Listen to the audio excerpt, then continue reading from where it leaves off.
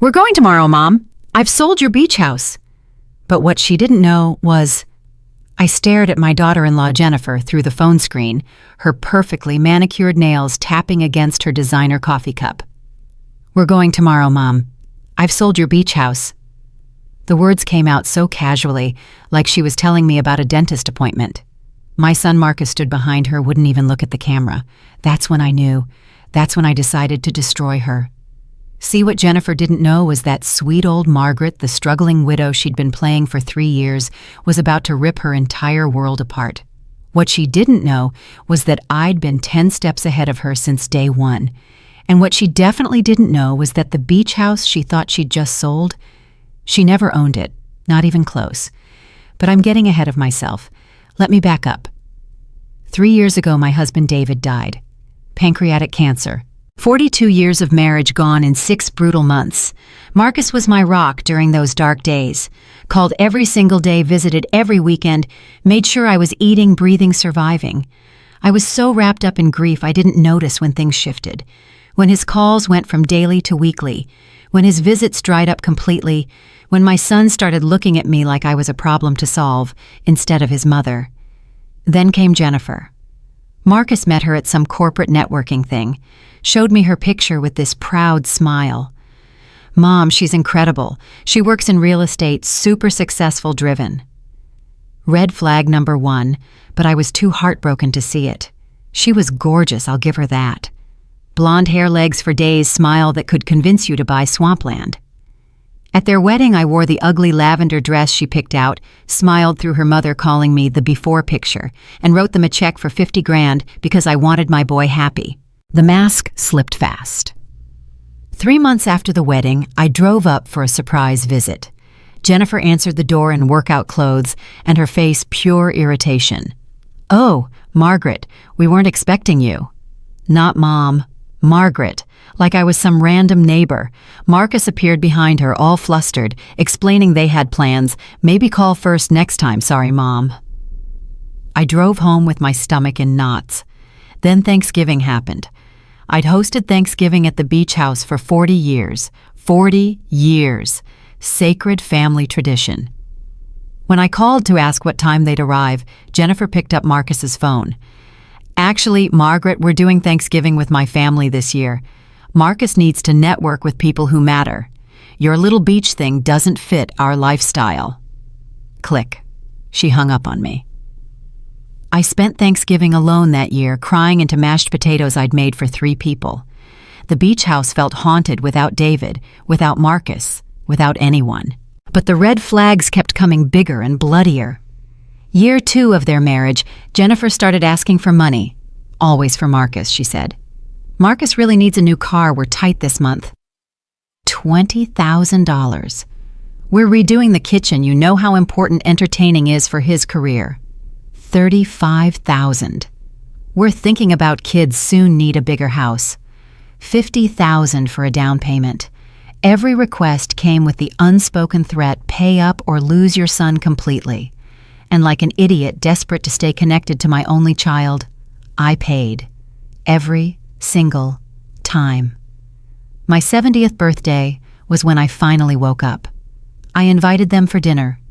Nothing fancy, just wanted to see my son on my birthday. They showed up 2 hours late. Jennifer was on her phone the entire time, not even pretending to care. I'd made Marcus's favorite pot roast with all the sides, baked a cake from scratch.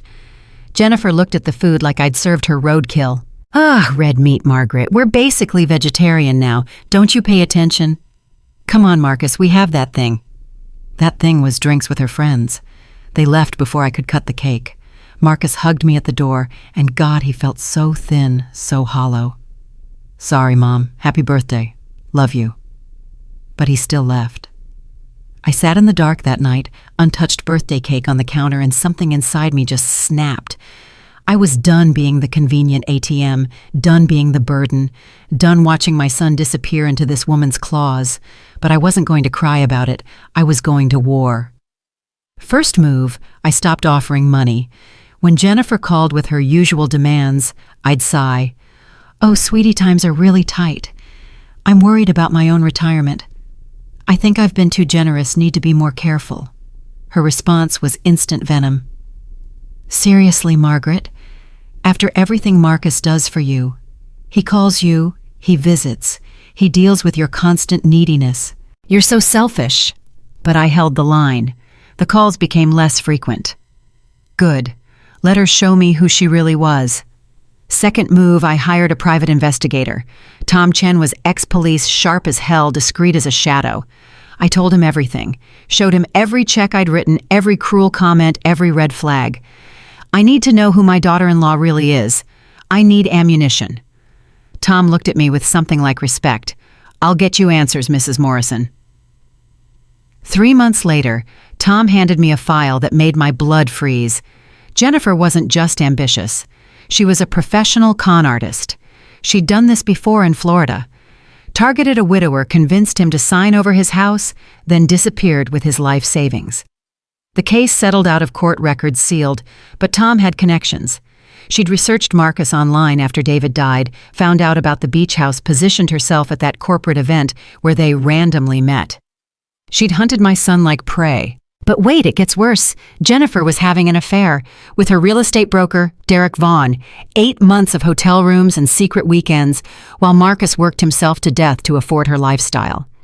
Tom had photos, timestamps, hotel receipts. My son was being cheated on, lied to, destroyed from the inside out, and he had no idea. I could have told Marcus right then, could have shown him the evidence, demanded he leave her. But here's the thing about manipulation, it rewires your brain. 3 years of Jennifer's poison had made Marcus defensive, loyal to her, suspicious of me. If I came at him with accusations, he'd protect her, choose her. I'd lose him forever. So I made a different plan. I was going to let Jennifer think she'd won.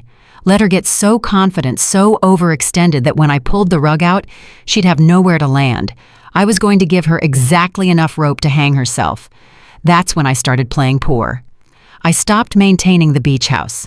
Let the paint peel, let the garden get wild. When Marcus and Jennifer finally visited, I made sure they saw bills scattered everywhere, made worried comments about money, about how hard it was living on just Social Security. Jennifer's eyes lit up like slot machines. You know, Margaret, if the house is too much, Marcus and I could help you sell it. You could get a nice apartment somewhere. We'd handle everything.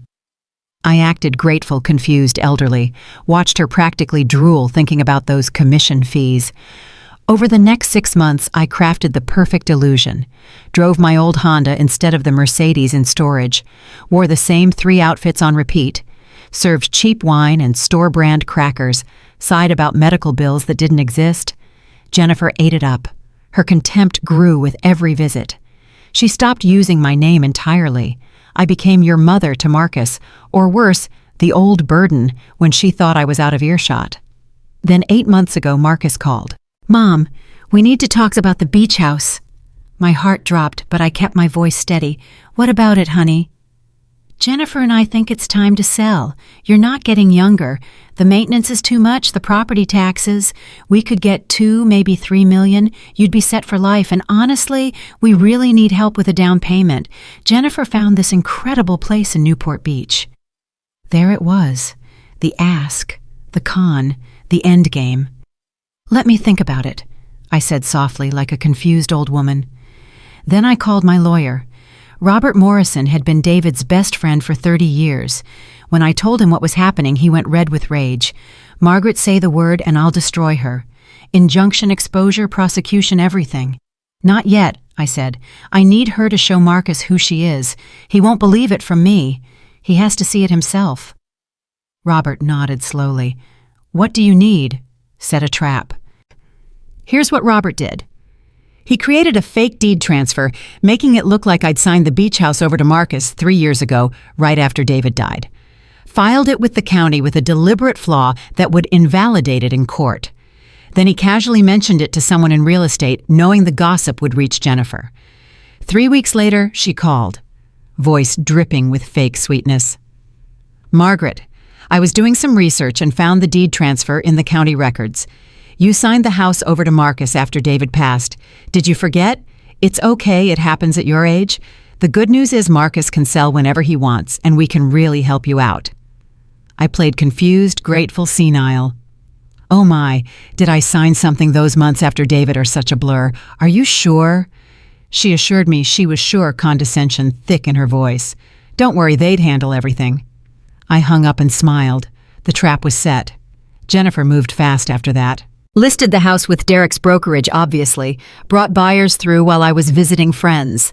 Staged rooms with her own furniture. Made plans for their $3 million. Even suggested I look at assisted living facilities in Riverside where they could keep an eye on me. I nodded and smiled and played confused while Robert documented every illegal action, every boundary crossed, every plan they made with property they didn't own. The buyer appeared a month ago, some tech executive wanting a beach retreat. Derek pushed the sale through at lightning speed, promised the deal of a lifetime. Jennifer was ecstatic, posting cryptic celebrations on Instagram. Big changes coming, with a photo of her and Derek toasting champagne. Not her and Marcus, her and Derek. My son liked the post, completely oblivious. The closing was scheduled for tomorrow morning, 10 a.m. at the title company downtown. Jennifer invited me to lunch today to break the news, to control the narrative, to make sure I understood the house was sold and I was powerless. That's when she delivered that line, casual as ordering coffee. "We're going tomorrow, Mom. I've sold your beach house." I took a slow sip of my tea, let the silence stretch like a tightrope. Then I smiled. "That's interesting, Jennifer. Tell me more about this sale." She glanced off screen, probably at Derek. 10 a.m. tomorrow, title company downtown. Obviously, you don't need to be there since the house is in Marcus's name, but we thought we'd tell you first, out of respect. Respect. From a woman who called me an old leech. "That's so thoughtful," I said softly. "Jennifer, I've been meaning to ask, how long have you been sleeping with Derek Vaughn?" The color drained from her face like someone pulled a plug. Behind her, Marcus's head snapped up. "What did you just say?" Jennifer recovered fast, that brittle laugh. "Marcus, your mother is confused. This is what I've been saying, she needs care." "I have photos." I interrupted, voice calm as ice. 8 months worth, dated, time-stamped. The Peninsula Hotel, mostly. Derek's condo. That girl's trip to Santa Barbara. You were with Derek. Room 412. I have the receipts, Jennifer. All of them. Marcus grabbed the phone from her hands, face white with shock. "Mom, is this real? You have proof." "Every single piece of it, sweetheart. I hired an investigator months ago. I've been watching, documenting, waiting for exactly the right moment. And Jennifer, baby, this is that moment." Jennifer lunged for the phone, screaming now. "You crazy old bitch! You're lying. Marcus, she's lying. She's always been jealous. The closing tomorrow isn't happening," I continued, my voice cutting through her hysteria like a blade. "That deed you found, the one that made you think Marcus owned the house, it's fake, deliberately fake. My lawyer created it specifically to trap you. The beach house was never Marcus's to sell. It's mine. It's always been mine.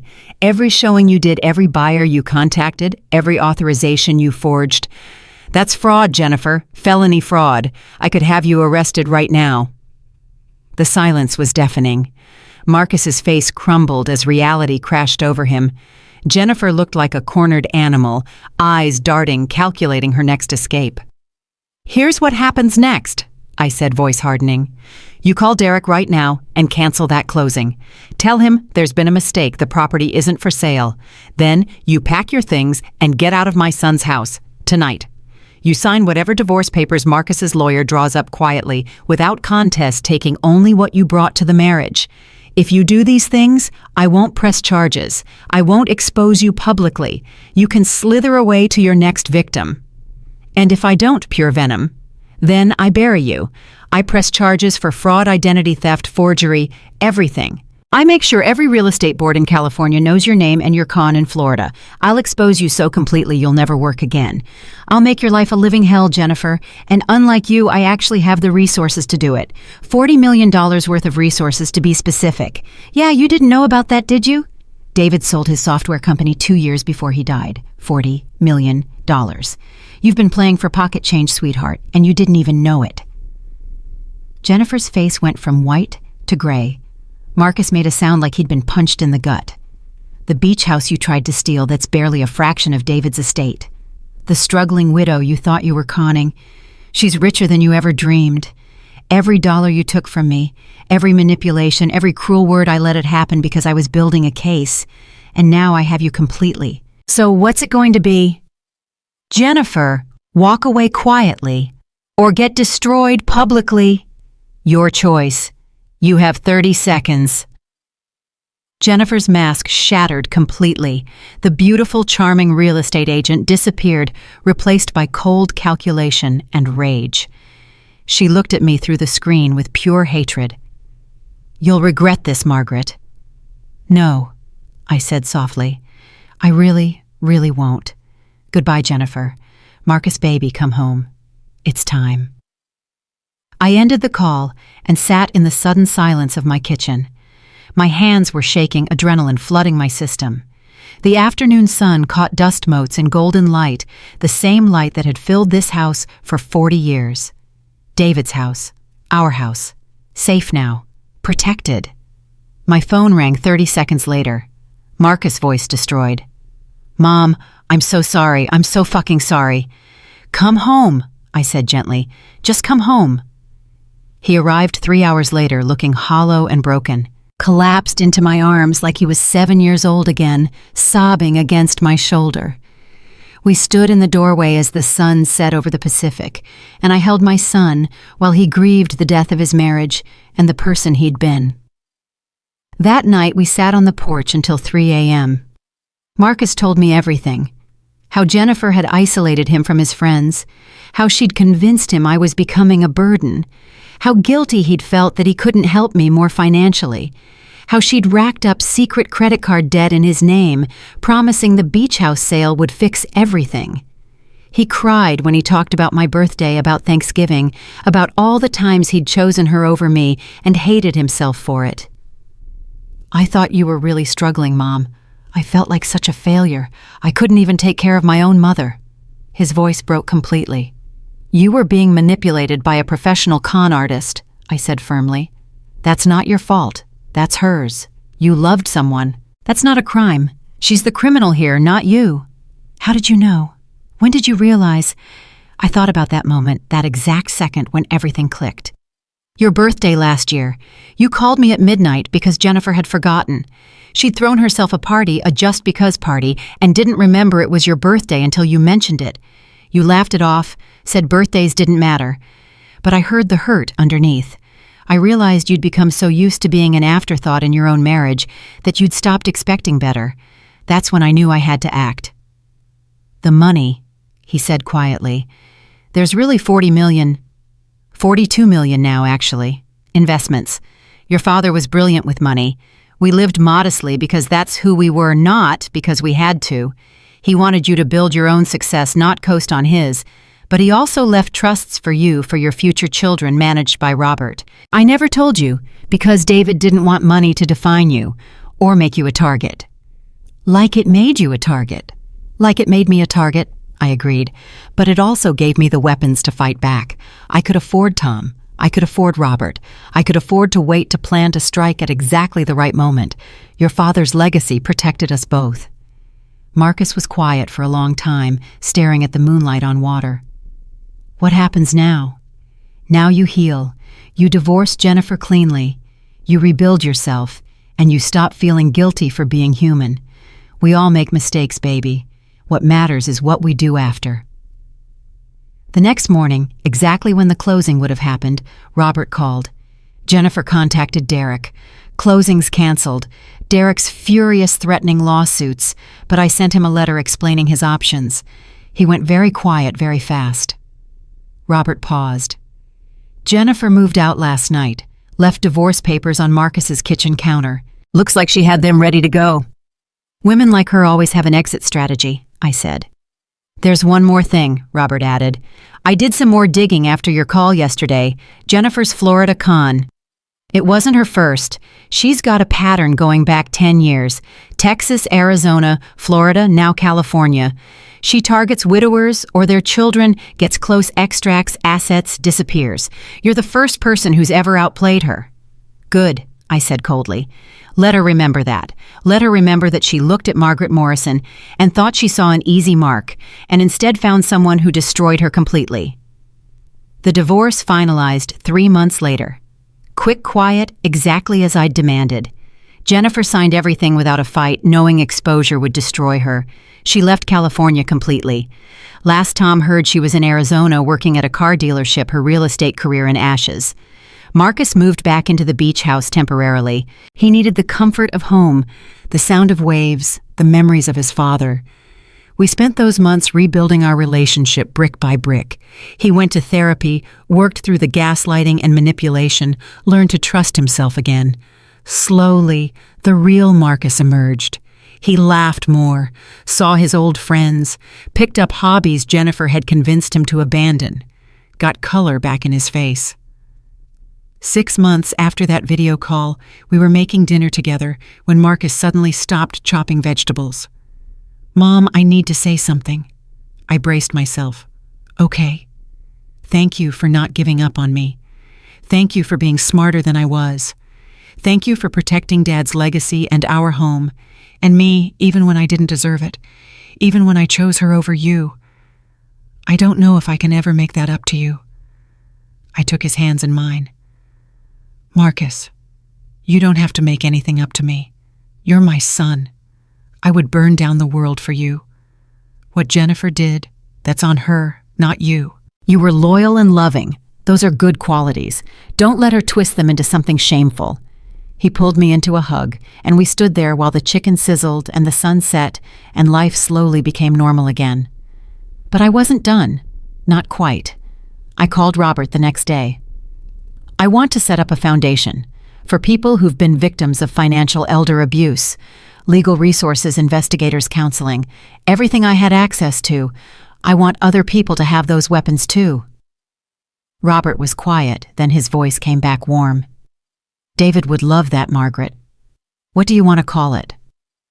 I looked around the beach house at the morning light through David's windows at the home we'd built and protected.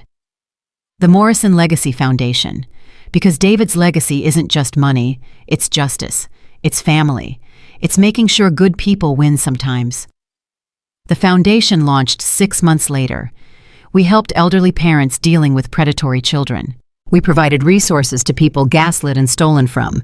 We won some cases, lost others, but every person we helped was someone who didn't have to face their Jennifer alone. Marcus got involved too, telling his story, warning others about red flags, turning his pain into purpose. And slowly he healed, started dating again cautiously. Met a woman named Sarah, a teacher warm and real and genuine. She showed up in jeans with homemade cookies and asked real questions and didn't care about money or status. On Christmas Eve, when she helped me make David's traditional lasagna and laughed at my terrible jokes, I knew she was different. She was real. They dated for a year before Marcus proposed. This time he asked my opinion first. We sat on the porch with wine watching the sunset, and he showed me the ring. "Do you think Dad would approve?" "Your father would love her," I said honestly. "He'd love that she makes you laugh, that she sees you for who you really are." "Yes, baby. Dad would definitely approve." The wedding was small, intimate, held right here at the beach house on a perfect June day. Robert officiated. In his ceremony, he talked about second chances, about love that heals instead of harms, about choosing to trust again after betrayal. There wasn't a dry eye anywhere. During the reception, Marcus pulled me aside to our porch. "Mom, Sarah, and I want to stay here, in the beach house. We want to raise our family here where Dad taught me to fish, where you and I put my life back together. This is home. Is that okay?" I couldn't speak around the lump in my throat, could only pull him close and hold on tight. David's house, David's legacy, David's son, all of it continuing forward into a bright future. This was what I'd fought for, this moment right here, that Christmas Eve 2 years after that terrible video call we gathered around the table that once held my sad birthday cake. but now it groaned with food and voices and laughter. Sarah's hand rested on her barely showing belly, my grandchild growing inside. Marcus caught my eye across the table and mouthed, "Thank you." I shook my head, mouthed back thank you, because he'd given me what I thought I'd lost: family, purpose, hope. That night, after everyone slept, I stood alone on the porch where David had taken his last breaths, where Marcus and I had rebuilt everything. I looked at the moonlight on the Pacific and whispered, "We did it, love. Our boy is okay. He's happy. He's home." The wind picked up warm and gentle, and I chose to believe it was David saying he knew, he approved, he was proud. Jennifer thought she was playing a sad old widow for an easy $3 million. What she didn't know was that widow had $42 million, a brilliant lawyer, a ruthless investigator, and absolutely nothing left to lose. She didn't know that behind the confused old woman act was a warrior armed with her husband's fortune and a mother's fury. She didn't know you can take a lot from a mother, her time, her money, her dignity, but you can never ever take her children. Not without consequences. Not without learning that some battles you should never start, because some women will finish them completely, utterly, without mercy. Jennifer learned that lesson the hard way. "We're going tomorrow, Mom. I've sold your beach house." But what she didn't know was the house was never hers to sell. My son was never hers to keep, and I was never the weak old woman she thought I was. Now she knows. Now she'll always know. And that's my justice. Complete and final and absolutely satisfying. The beach house stands solid beneath my feet tonight, full of love and laughter and 3 generations of family. Jennifer tried to steal it with lies and manipulation and casual cruelty. But she forgot one crucial thing: you don't fuck with a mother's love. Ever. I thought the war was over. I really did. Jennifer was gone. Marcus was healing, and life at the beach house had settled into something that felt almost normal. Sarah had moved in 3 months after the wedding, and her presence filled the empty spaces with warmth I hadn't realized we'd been missing. She painted the guest room a soft yellow, planted tomatoes in the garden, left her reading glasses on every surface. The house felt alive again. But then Marcus came home one Tuesday evening with his face gray as ash, holding an envelope like it might explode. "Mom, we need to talk, right now." Sarah was behind him, her hand on his back, and the fear in her eyes made my stomach drop. I'd been chopping onions for dinner, and I set down the knife, carefully wiped my hands on a dish towel. "What happened?" Marcus tossed the envelope onto the kitchen counter. It slid across the granite and stopped right in front of me. Official looking, legal. The return address made my blood freeze: Bancroft and Associates Attorneys at Law, Phoenix, Arizona. "Jennifer's suing us," Marcus said flatly. "She's suing for half the value of this house. Claims I promised her in writing that we'd split everything 50-50 if we ever divorced. Says she has emails, text messages, recorded conversations. Her lawyer is demanding $1.5 million, Mom. She says if we don't settle within 30 days, she's going public with a story about how we're a wealthy family who defrauded a working-class woman out of her rightful assets." The onions I'd been cutting suddenly made my eyes burn, or maybe that was just rage. I picked up the envelope, pulled out the legal documents, scanned them quickly. Jennifer's signature at the bottom, all flowery and fake. A Phoenix law firm I'd never heard of. Claims of verbal contracts and promised compensation and elder manipulation by Margaret Morrison. That last part made me see red. "She's claiming I manipulated you." I looked up at Marcus. "She's actually claiming that—" "Read page 4. Sarah said quietly, and I heard the anger vibrating under her calm teacher voice. "That's where it gets really bad." I flipped to page 4 and started reading. With every sentence, my blood pressure climbed higher. Jennifer's legal team had crafted a narrative that was pure fiction, but devastatingly believable. According to her version of events, I was a controlling, wealthy matriarch who'd never approved of her. She claimed I'd used my money to manipulate Marcus, threatened to cut him off financially unless he divorced her, and created false evidence of an affair that never happened. She painted herself as the victim of a coordinated family conspiracy, a working woman who'd loved my son genuinely, but got destroyed by old money and family politics. It was brilliant, absolutely brilliant, and complete bullshit. "This is insane," I said slowly, reading the last paragraph where Jennifer's lawyer threatened to release this story to media outlets if we didn't settle. She's actually threatening to go to the press with lies about us. "Not just any press," Marcus said, his voice tight. "She's specifically threatening to contact that Netflix producer who does those documentaries about family fraud. You know, the one who did that series about wealthy families screwing over regular people? She's positioning herself as the next big expose." I set down the papers and looked at my son. Really looked at him. He'd gained weight-back color in his face, light in his eyes. Sarah had helped him become himself again. And now Jennifer, from 2 states away, was trying to drag him back into hell. "Call Robert," I said. "Right now. Conference call. I want him to hear this directly from us." 20 minutes later, we had Robert Morrison on speakerphone. I'd laid out the legal documents on the kitchen table, and Marcus had his laptop open, showing the email thread from Jennifer's lawyer.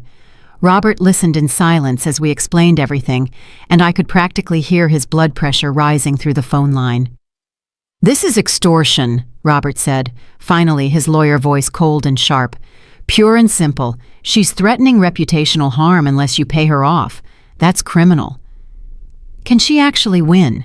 Sarah asked, and I loved her for jumping straight to the practical question. "I mean, obviously it's all lies, but can she actually make this stick in court?" Robert was quiet for a long moment. "Here's the problem. Truth is a defense against defamation, but proving truth takes time and money. Jennifer knows this. She's not trying to win in court. She's trying to make going to court so expensive and publicly humiliating that you'll settle just to make her go away. And honestly, it's a smart strategy.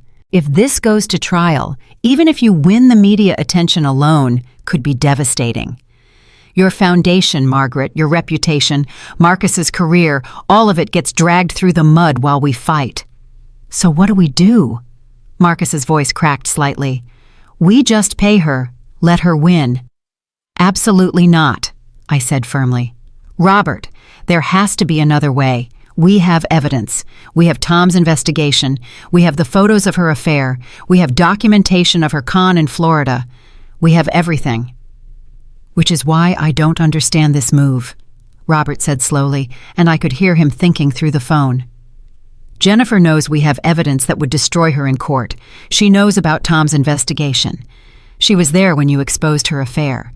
Why would she risk going public when we could expose her right back?" That's when Sarah spoke up, her voice quiet but certain. "Because she doesn't think you'll use it. She's betting that you care more about protecting your privacy and reputation than about destroying her. She thinks Margaret is too classy to get down in the dirt, and Marcus is too nice to completely ruin his ex-wife publicly. She's counting on your decency." The silence that followed was heavy. Sarah was right, and we all knew it. Jennifer was gambling that we'd take the high road, settle quietly, let her walk away with money she hadn't earned, rather than turn this into a public war. "She's wrong," I said softly. "She's very, very wrong." Robert made a sound that might have been a laugh, or might have been approval. "What are you thinking, Margaret?" "I'm thinking Jennifer made a critical mistake. She assumed I'm the same person I was 2 years ago, the grieving widow who wanted to handle things quietly. But I'm not that person anymore. I built a foundation specifically to help people fight back against financial predators. I've spent the last year becoming very public about elder abuse and family fraud, and now she wants to threaten me with media exposure."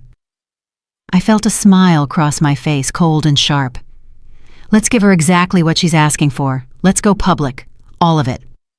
"Mom, wait," Marcus said quickly. "If we do that, everyone will know about Jennifer, about the affair, about me being an idiot who almost let her steal the house. My colleagues, my clients, everyone. I'll be that guy who got conned by his wife." I reached across the table and took his hand. "Baby, you'll be the guy who survived a professional con artist and came out stronger. You'll be living proof that manipulation can happen to anyone, that recognizing abuse and getting out takes courage, not stupidity. The foundation has been helping people for a year now, and you know what they all say. They wish they'd had someone to tell them they weren't alone, that it wasn't their fault. You could be that person, Marcus.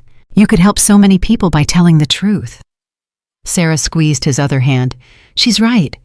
I've been thinking about this since we got that letter. Jennifer is betting on shame keeping us quiet, but there's no shame in being targeted by a predator. The shame is all hers. Marcus looked between us, something shifting in his face. You really think we should do this? Tell everything.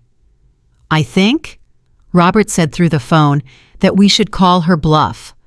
I'll draft a response to her lawyer making it very clear that if she wants a media war, we're prepared to provide documentation of her affair, her previous cons in 3 states, her fraud attempt with the beach house, everything. We'll offer her a choice, withdraw the lawsuit and disappear permanently, or we release everything to the same Netflix producer she's threatening us with. Let's see how confident she is in her victim story when we show up with actual evidence. Do it, I said. Draft it tonight. I want it sent first thing tomorrow morning. After Robert hung up, the 3 of us sat at the kitchen table in silence. The onions I'd been cutting had turned brown, dinner forgotten. Finally, Sarah stood up, walked to the fridge, pulled out a bottle of wine and 3 glasses. Okay, so we're going to war. Again. Let's at least do it with alcohol. I laughed, despite everything, and Marcus managed a weak smile. Sarah poured generously, and we clinked glasses. To truth, she said, and to Jennifer seriously underestimating this family. To Jennifer being a complete moron, Marcus added, taking a long drink. To finishing this once and for all, I said quietly.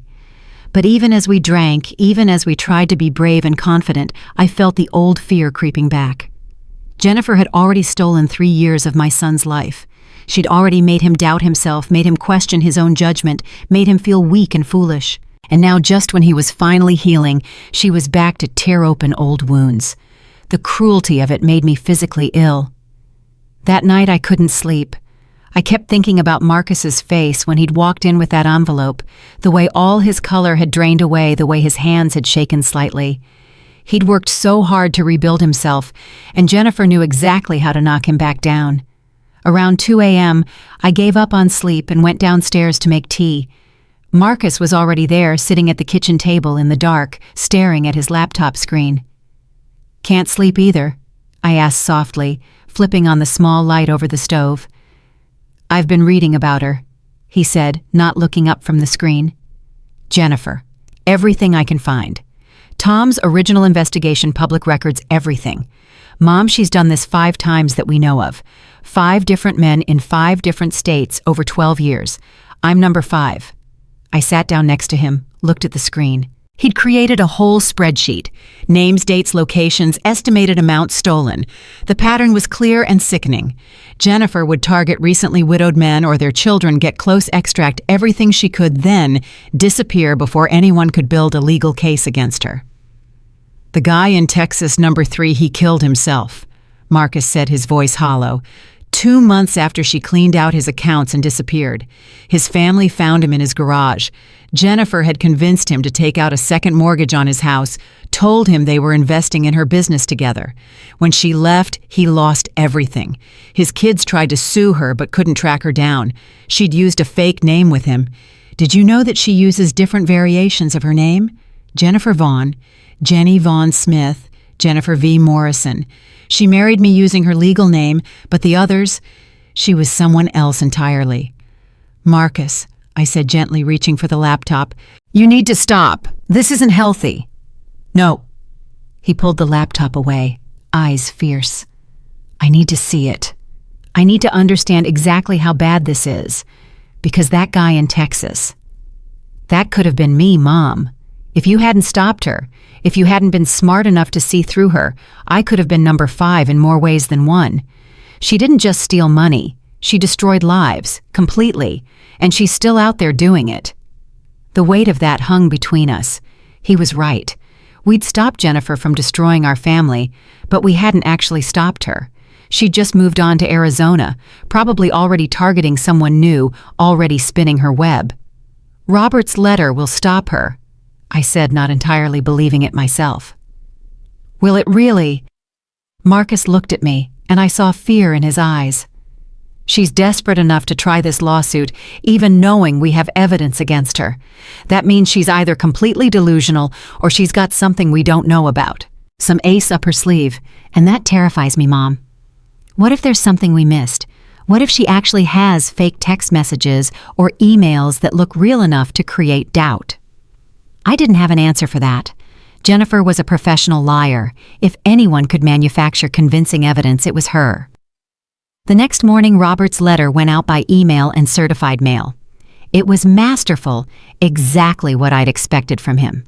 Professional but cold, laying out our evidence point by point, offering Jennifer one final chance to walk away. The deadline was 5 p.m. that same day. Withdraw the lawsuit by close of business, or we release everything. We waited. Sarah went to work because one of us needed to maintain normalcy. Marcus called in sick, couldn't face going to the office. We sat in the living room watching the clock phones on the coffee table between us, waiting for Jennifer or her lawyer to respond. Noon came and went. Nothing. 1 p.m., 2 p.m. Still nothing. At 3:47 p.m., Marcus's phone rang. Unknown number. He looked at me, and I nodded. He answered on speaker. "Marcus, baby, please don't hang up." Jennifer's voice, and hearing it again after 2 years, made every muscle in my body tense. She sounded tired, smaller somehow. "I just want to talk. Just 5 minutes. Please." "You have 3 minutes," Marcus said, his voice hard. "And my mother's listening. Say whatever you're going to say." A long pause. Then Jennifer's voice came back different now. Not the confident predator I remembered. Something else. "I'm sorry. I know you don't believe me. I know you have no reason to, but I'm genuinely sorry. The lawsuit, the threats, all of it. I'm dropping everything. My lawyer will file the withdrawal paperwork today." I leaned forward. This was too easy. "What's the catch, Jennifer?" Another pause. "No catch, Margaret. I just realized I can't win this. Your lawyer made that very clear. If this goes public, I'm done. Not just financially, but criminally. I could actually go to prison. So I'm walking away." Just like that. Marcus's voice was skeptical. "After threatening us with media exposure, after demanding $1.5 million, you're just giving up." "I don't have a choice," Jennifer said. And now I heard something in her voice I'd never heard before. Fear. Real fear. "Look, I know you hate me. You should hate me. But I'm asking, I'm begging, please don't release that information to the press. I'll disappear. I'll leave California, Arizona, all of it. I'll change my name legally and never bother you again. Just please don't destroy me publicly." Part of me, the part that had spent 2 years building a foundation to help abuse victims, wanted to feel sympathy. But the larger part, the mother part, remembered my son sobbing on this porch, remembered him so thin and broken I'd barely recognized him. "Give me one good reason why we should show you mercy," I said coldly. "One reason why you deserve anything except exactly what you did to Marcus, and God knows how many others." Silence. Long enough that I thought she'd hung up. Then her voice came back, barely a whisper. "Because I'm pregnant." The words hit like a physical blow. Marcus went white. I felt my heart stop in my chest. "What?" Marcus managed to choke out. "I'm pregnant. 3 months. It's Derek's baby, obviously not yours. We're getting married next month in Phoenix. His divorce just finalized, and he doesn't know about my past, about any of this. If you release that information, I lose everything. He'll leave me. I'll lose the baby's father. I'll be a single mother with a criminal record and no way to support a child. So I'm begging you. I'll sign anything, agree to anything. Just please let me have this one chance to start over." I looked at Marcus, saw him struggling with emotions I couldn't read. Finally, he spoke, voice strained. "You're asking us to let you lie to another man, trap him the same way you trapped me, all so you can have a fresh start. Are you serious?" "It's not like that with Derek. I love him, really love him. And he loves me. We're building a real life together, a real family. I know I don't deserve it after what I did to you, but this baby deserves a father, a real family. Please, Marcus, you know what it's like to grow up with a father. Don't take that away from my child." It was masterful manipulation, I had to admit, appealing to Marcus's fundamental decency, his love of family, even using David's memory against him.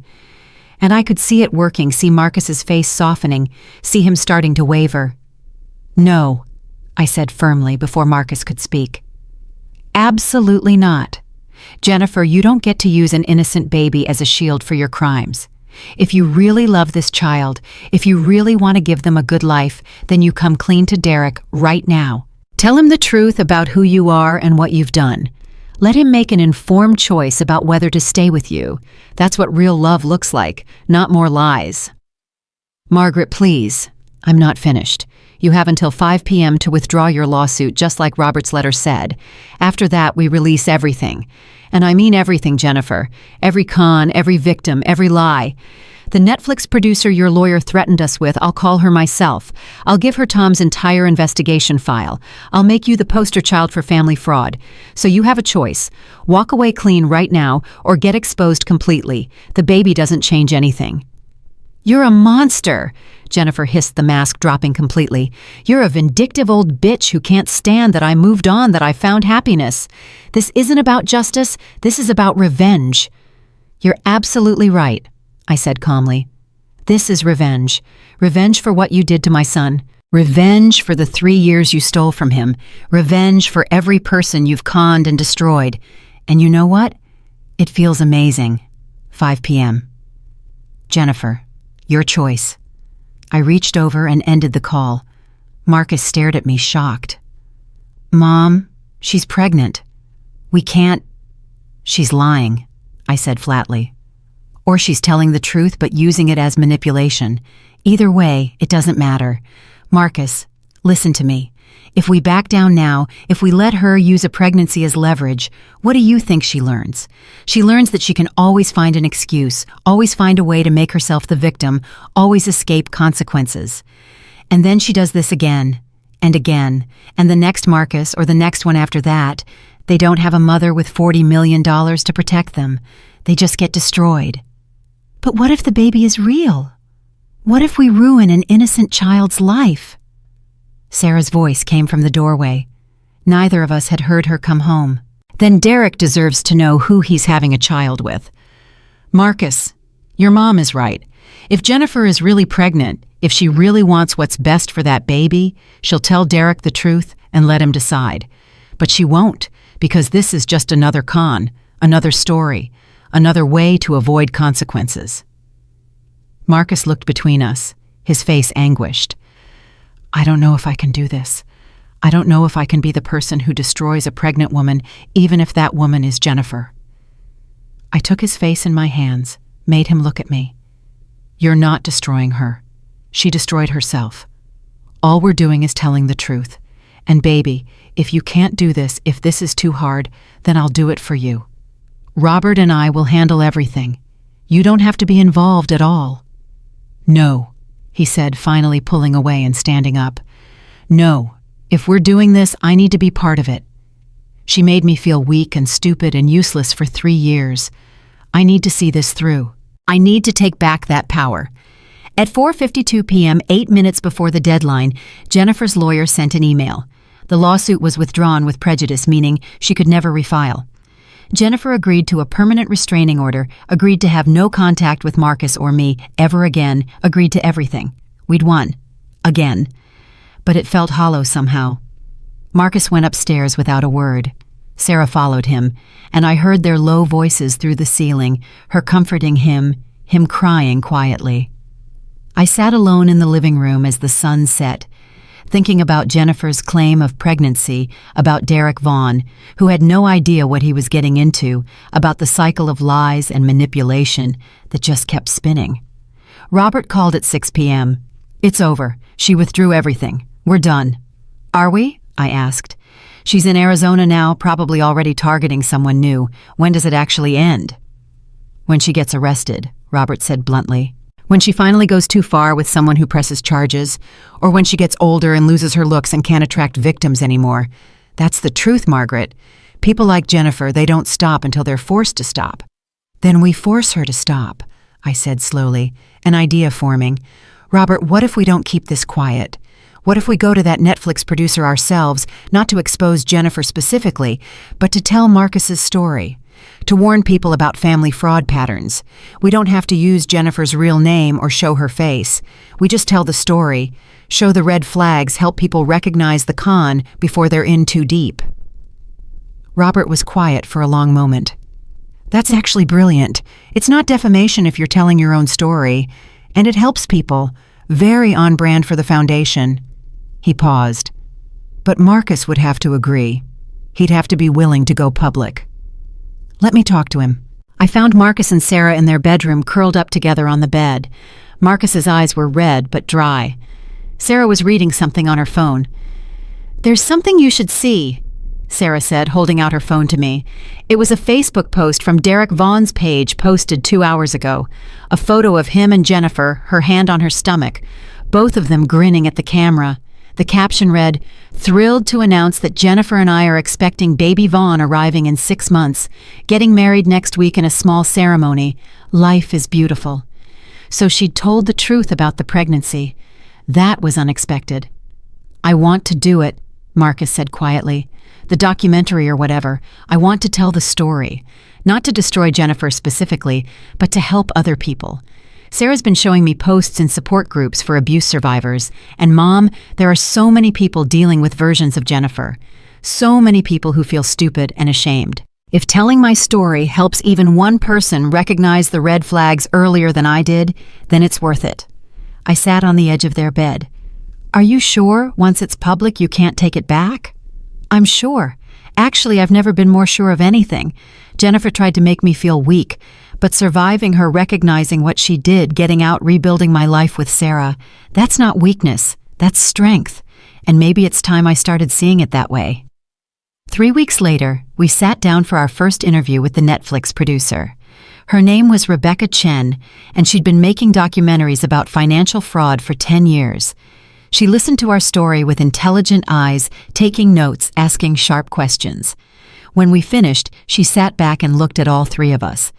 "This is exactly the kind of story we need to tell," she said firmly. "Not sensationalized, not dramatic, just real. A professional woman targets a grieving man, manipulates him systematically, and almost gets away with it because he's too ashamed to ask for help. But his mother recognizes the pattern and fights back, and together they build something that helps others. It's perfect." "We don't want to use Jennifer's real name," I said, "or show her face. This isn't about revenge at this point, it's about education." "Agreed. We'll change names, obscure identifying details. The focus will be on the patterns of manipulation, the red flags, the recovery process. Marcus, you okay with being on camera?" Marcus glanced at Sarah, who squeezed his hand. "Yeah, I'm ready." The documentary took 4 months to film. They interviewed Marcus extensively, talking about how Jennifer had isolated him from friends, made him doubt himself, used his love against him.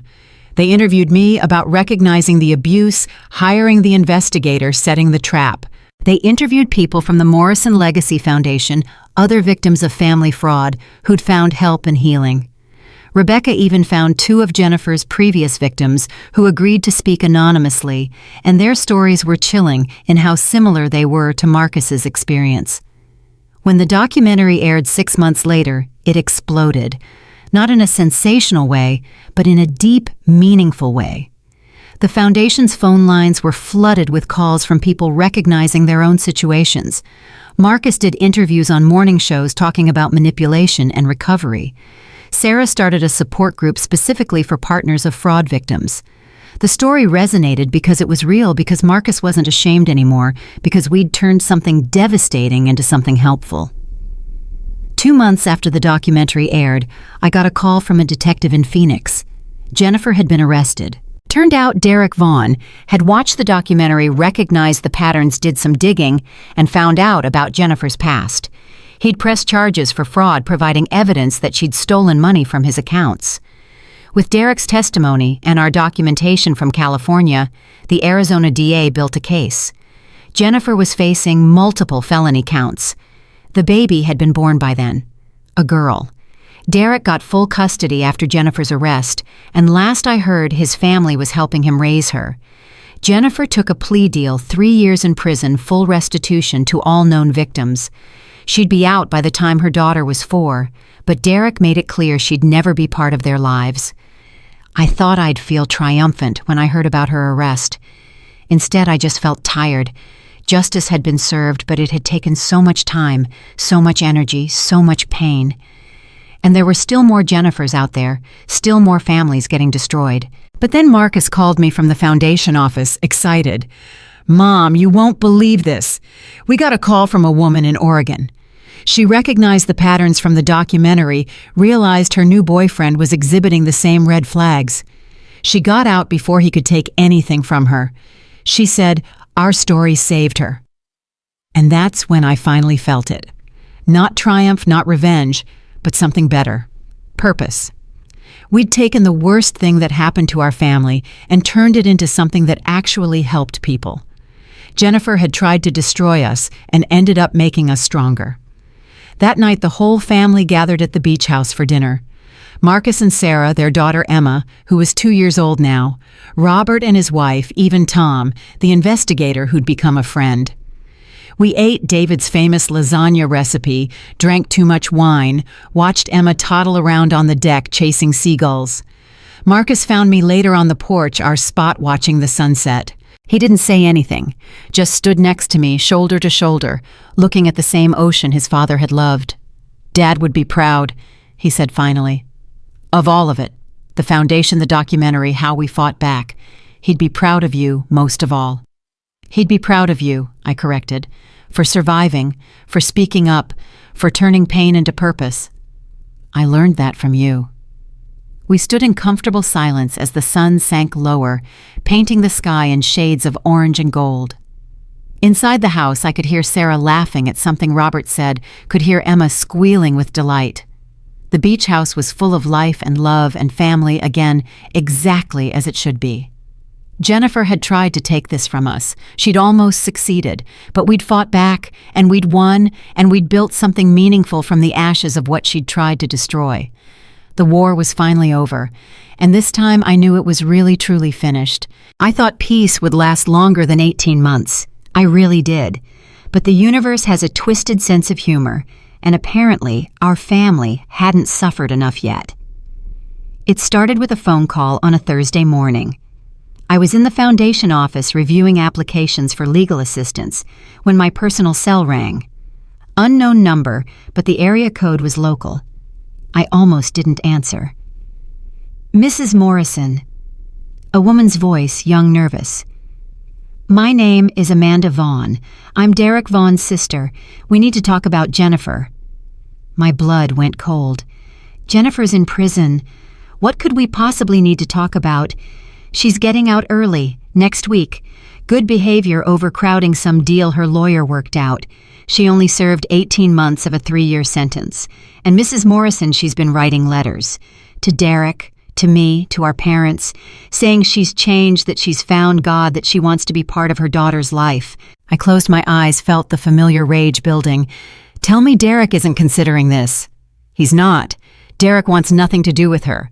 But his daughter Lily, she's almost 3 now, and she's been asking questions. 'Where's mommy? Why don't I have a mommy like other kids?' And Jennifer somehow found out about that, and she's using it. Her letters talk about how every child deserves their mother, how she's rehabilitated, how keeping Lily from her is cruel. Our parents are actually starting to waver. They think maybe Jennifer has changed. Maybe Lily does need her mother." "Your parents are idiots," I said bluntly. "Sorry, but they are.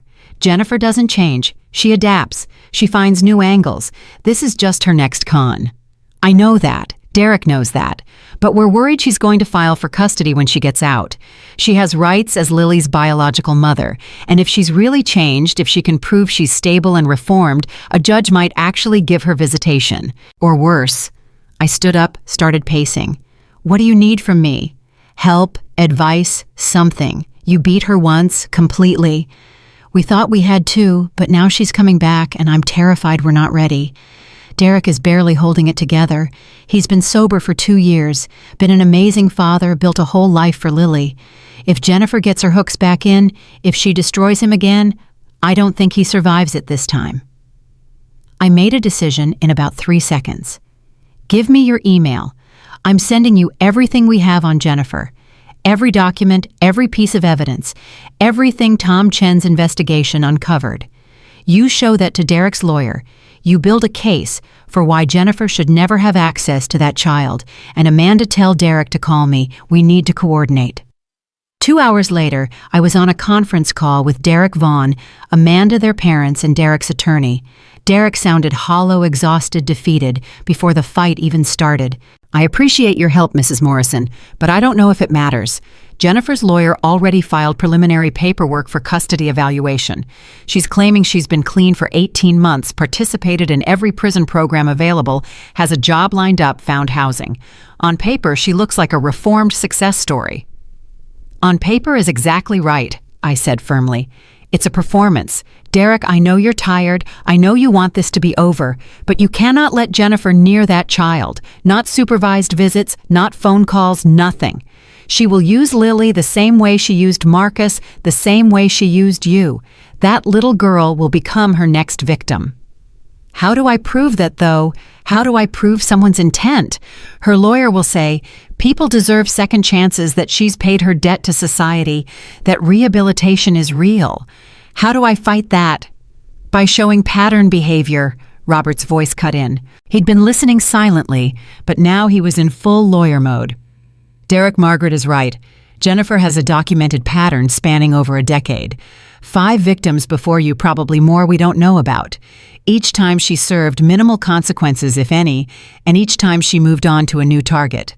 The Netflix documentary established this pattern publicly. We use that. We argue that Jennifer is a serial predator who targets vulnerable people, and an innocent child cannot be exposed to that risk, regardless of how good her prison record looks. Derek's father spoke up, voice uncertain. But the letters she's written, they seem genuine. She talks about therapy, about understanding her mistakes, about wanting to make amends. Are we sure she hasn't actually changed? I wanted to reach through the phone and shake him. Mr. Vaughn, with all due respect, Jennifer is a professional liar. Writing convincing letters is literally her skill set. She convinced Marcus I was a burden. She convinced Derek she loved him while stealing from him. She's convinced judges, lawyers, and victims for over a decade. Of course, her letters sound genuine. That's how she operates. Margaret's right, Dad, Amanda said sharply. You didn't see what she did to Derek. You didn't watch him almost lose everything. I did. And I'm telling you, those letters are just her next manipulation. The custody evaluation is scheduled for 3 weeks from now, Derek's lawyer said. We need to build our case fast. I'll file for full custody with no visitation rights, cite the criminal history and pattern behavior. But Derek, you need to be prepared. Jennifer will look sympathetic. Young mother made mistakes, served her time, wants a relationship with her child. Judges love redemption stories. Then we give them a better story, I said. We show them a father who stepped up when the mother went to prison, who gave his daughter stability and love and a safe home. We show them what Jennifer has done to multiple families. We make it impossible for any reasonable judge to put that child at risk. After the call ended, I sat in my office staring at the wall. Marcus knocked and came in, took one look at my face and said, "What happened?" I told him everything, watched his face go through shock, anger, fear. "She's going after Lily. After everything, Mom, we have to stop her." "We will. Derek's attorney is good, and we have all the evidence. But Marcus, this is going to be public again. The custody fight, the documentary will come up, our whole history with Jennifer. Are you ready for that?" He sat down heavily. "Do I have a choice? That little girl didn't ask for any of this. She deserves better than Jennifer for a mother." He paused. "I'll testify if they need me to. About the manipulation, the abuse, all of it. If it helps keep Lily safe, I'll do whatever it takes." That night at dinner, Sarah was quiet. Too quiet. Finally, she put down her fork and looked at both of us. "I need to say something, and you're not going to like it." "What's wrong?" Marcus reached for her hand. "I'm pregnant. 12 weeks. I was going to tell you this weekend with a cute announcement and cake. But now Jennifer's back and everything's chaos again, and I just need you to know. We're having another baby." The silence lasted maybe 5 seconds before Marcus pulled her into his arms, half laughing, half crying. "Are you serious, Sarah? That's amazing. That's perfect. Why would we not like that?" "Because Jennifer's back," Sarah said, voice muffled against his shoulder. "And I'm terrified she's going to find out and somehow use it against us. Or worse, try to come after our family again. And I'm scared, Marcus. I'm scared that we're never going to be free of her." I stood up, walked around the table, put my arms around both of them. "Listen to me, both of you.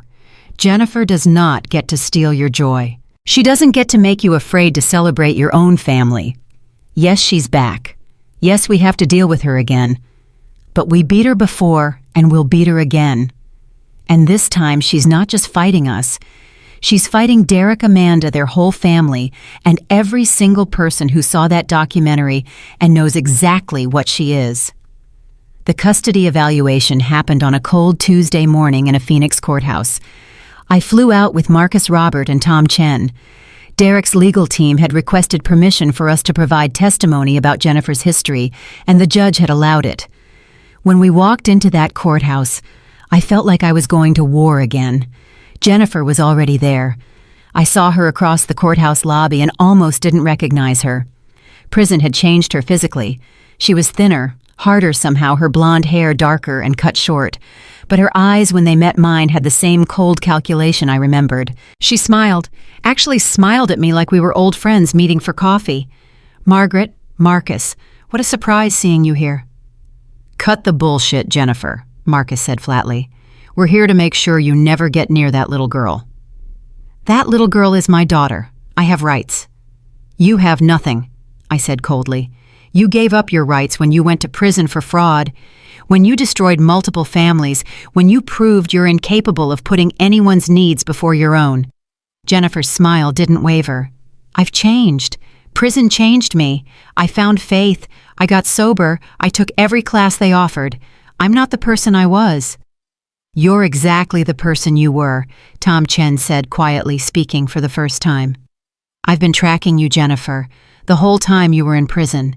You know who you wrote letters to besides Derek's family, 3 different men, all of them in their 50s or 60s, all of them active in prison ministry programs.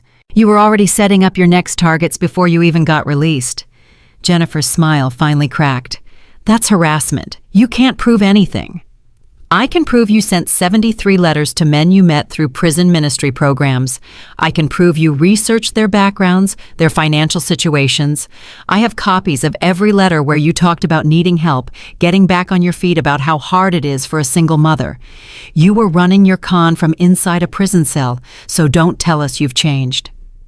The custody hearing was brutal. Jennifer's lawyer painted her as a reformed mother desperate for a relationship with her daughter, showed photos of Lily that Jennifer somehow had gotten talked about. The bond between mother and child, argued that rehabilitation is real and people deserve second chances. Jennifer cried on the stand, talked about her mistakes, about finding God, about how much she regretted everything and just wanted a chance to be a mother. Then our side started. Derek testified about the fraud, the lies, the systematic destruction of his life. Amanda testified about watching her brother nearly die from the stress. Derek's parents, to their credit, testified that they'd been wrong to consider letting Jennifer back in, that after reviewing all the evidence, they now believed she was dangerous. The prosecutor from Jennifer's criminal case testified about her lack of remorse during sentencing, her attempts to manipulate prison staff, her pattern of behavior. Then Marcus took the stand. I watched my son, so strong and steady, now tell his story. The isolation, the manipulation, the way Jennifer had made him doubt his own mind. He talked about the affair, the lies, the attempted theft of the beach house. And then he said something I hadn't expected. "Your Honor, I want to be very clear. I don't believe people can't change. I believe rehabilitation is real and important. But Jennifer hasn't changed. She's adapted. She's learned to sound more convincing, to look more sympathetic. But her pattern is the same. She finds vulnerable people and she destroys them for profit.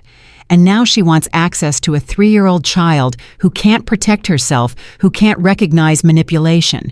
If you give Jennifer any access to that little girl, you're not giving a mother a second chance. You're handing Jennifer her next victim."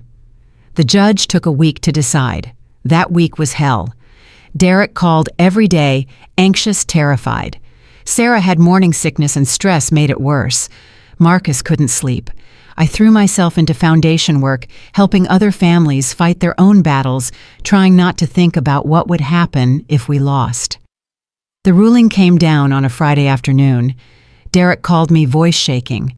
We won. Full custody retained no visitation rights. The judge said Jennifer's pattern of predatory behavior makes her an unacceptable risk to a minor child. She's done, Margaret. She's actually done. I felt my legs go weak with relief. What about appeals? Her lawyer already said they're not appealing. Apparently Jennifer doesn't have the money for it, and the evidence against her is too strong. She's done. But she wasn't done. Not quite. Because 2 weeks after the custody ruling, I got another call. This time from a reporter at a major news network. Mrs. Morrison, I'm working on a story about your family's history with Jennifer Vaughn. I'd like to get your comment on some allegations she's making. My stomach sank. What allegations? She claims your family has been harassing her for years, that you fabricated evidence to destroy her reputation, that the Netflix documentary was a targeted attack orchestrated by you to prevent her from having a relationship with her children. She's claiming you and your son are engaged in a conspiracy to defame her, and she's threatening legal action. I actually laughed. Couldn't help it. Let me guess. She's also claiming to have proof of all this. She says she has documents, recordings, witnesses. She's shopping her story to multiple outlets. Says she's the real victim here and she's ready to fight back. Here's my comment. Jennifer Vaughn is a convicted felon with a documented history of fraud and manipulation spanning over a decade. She lost custody of her daughter because a judge found her to be an unacceptable risk to a child's safety. Everything in the Netflix documentary is factually accurate and supported by evidence. If she wants to sue for defamation, she's welcome to try. Discovery will be fascinating. Now, if you'll excuse me, I have actual victims to help. I hung up and immediately called Robert. She's going to the media, trying to spin this as us victimizing her. Let her, Robert said calmly. Margaret, she has no case, none. This is desperation. She lost custody. She has no money. She's trying one last manipulation to see if she can extort a settlement. We ignore it. If she actually files a lawsuit, which I doubt she will, we'll destroy her in court, again. What if the media runs with it? What if they make her look sympathetic? Then we provide them with the court documents, the criminal records, the evidence. The truth is on our side. It's always been on our side. A few outlets did run stories predictably framed as disgraced mother fights back against wealthy family. But they were quickly buried under the weight of evidence. Tom Chen gave interviews providing documentation of Jennifer's history. Derek gave interviews about the custody battle. Even some of Jennifer's previous victims came forward, adding their stories to the pile. Within a week, Jennifer's comeback story was dead in the water. The final blow came from an unexpected source. One of the men Jennifer had been writing from prison, a retired accountant named Richard Patterson, contacted the foundation. He'd seen the news stories put together that Jennifer was the woman who'd been writing him and wanted to share the letters. They were textbook manipulation. Poor, struggling single mother just needs a little help getting back on her feet. You seem like such a kind man. Maybe we could meet when I get out.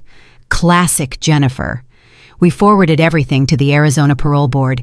Jennifer's parole was revoked for violating terms of her release.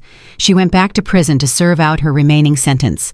This time there would be no early release, no good behavior credits. She'd be locked up for at least another year. When I got the news, I was at the beach house with Emma watching her play in the sand. Marcus and Sarah were at a doctor's appointment for the new baby. The ocean was calm, the sun was warm, and for the first time in what felt like forever, I felt actual peace. Marcus called from the car on their way home. Mom, the doctor said everything looks great. Baby's healthy, Sarah's healthy, we're having a boy, due in December. That's wonderful, sweetheart. I'm so happy for you both. There's more. Sarah and I talked and we want to name him David, after Dad, if that's okay with you. I had to sit down, tears suddenly streaming down my face. Emma looked up from her sandcastle concerned. Gamma okay? Gamma's perfect, sweetie. I wiped my eyes, smiled at her. Marcus, your father would be so honored. So am I. Thank you. That night, the whole family gathered for dinner again. Derek and Amanda flew in with Lily, who was shy at first, but warmed up quickly when Emma shared her toys. We cooked out on the deck, watched the kids play, talked about normal things for the first time in years. No Jennifer, no lawyers, no crisis, just family. Later, after the kids were in bed and the adults were having wine on the porch, Derek raised his glass. "I want to make a toast to Margaret, who saved my life without even knowing me, to Marcus for being brave enough to share his story, to this whole family for showing me what real strength looks like. I don't know where Lily and I would be without you, but it wouldn't be here. It wouldn't be safe. Thank you." We clinked glasses as the sun set over the Pacific. Amanda spoke up, voice soft. "Can I ask you something, Margaret? How did you know? How did you know Jennifer was dangerous when everyone else, including Marcus, couldn't see it?" I thought about that for a long moment. I think it was because I'd already lost so much. When David died, I had nothing left to lose except Marcus. So I was really watching in a way I might not have if I'd been happier or more distracted. I saw the red flags because I couldn't afford to miss them. And once I saw them, I couldn't unsee them. But how did you have the courage to fight, to risk your relationship with Marcus by investigating his wife? Because keeping him safe was more important than keeping him close. That's what being a parent means sometimes. Making the hard choice, the unpopular choice, the choice that might make your kid hate you because it's the right choice. I'd rather have Marcus alive and angry with me than destroyed and grateful. That's just math. Marcus reached over and squeezed my hand. "I was never going to hate you, Mom. Even when I didn't understand, even when I was defending Jennifer, some part of me knew you were trying to protect me. It just took a while to admit it." Sarah leaned against his shoulder. "The foundation has helped 63 families now. 63 people who might have ended up like Derek or worse. That's 63 families who are safe because you fought back and then decided to help others do the same. That's legacy, Margaret. That's what David's money was supposed to do. Make the world better." I looked around at all of them, at this family we'd built and protected and fought for. Derek and Lily, who'd found refuge with us. Amanda, who'd become like another daughter. Marcus and Sarah and Emma and the baby coming soon. Tom Chen and Robert Morrison, who'd become family too in all the ways that mattered. "Your father used to say something," I said quietly.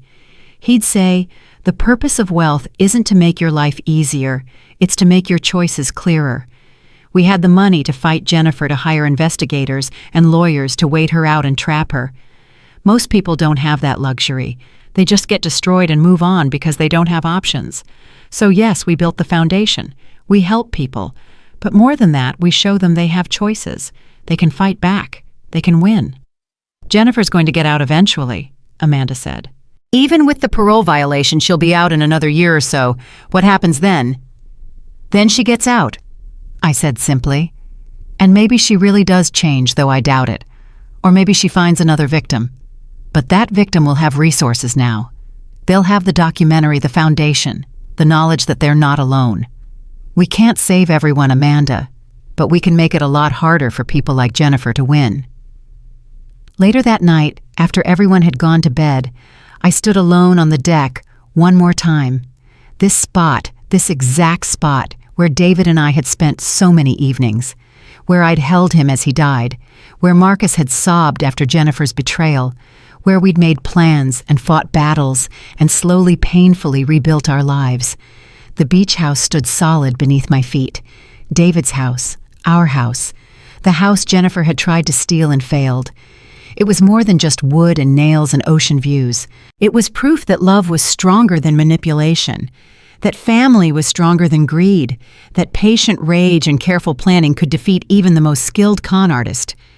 I thought about Jennifer sitting in a prison cell in Arizona, probably already planning her next move. Some people never learned, but I'd learned plenty. I'd learned that kindness without boundaries is weakness, that mercy without justice is enabling, that sometimes the most loving thing you can do is destroy someone's ability to hurt the people you care about. Jennifer had called me a vindictive old bitch. She was right. I was vindictive. I'd spent years making sure she paid for what she'd done, making sure she couldn't hurt anyone else, making sure her name was mud anywhere she tried to start over. And I didn't feel bad about it, not even a little bit, because vindictive meant I remembered. It meant I didn't forgive or forget. It meant I protected my own with everything I had. And in a world full of predators like Jennifer, maybe that's exactly what families needed. Someone willing to be vindictive on their behalf. My phone buzzed. A text from the Foundation's emergency line. A woman in Seattle just discovered her daughter-in-law was stealing from her accounts. Scared alone, didn't know what to do.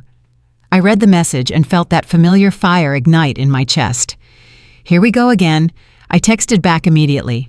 You're not alone. We can help. Call this number in the morning. Then I looked up at the stars over the Pacific at the same sky David used to navigate our old sailboat by, and I smiled.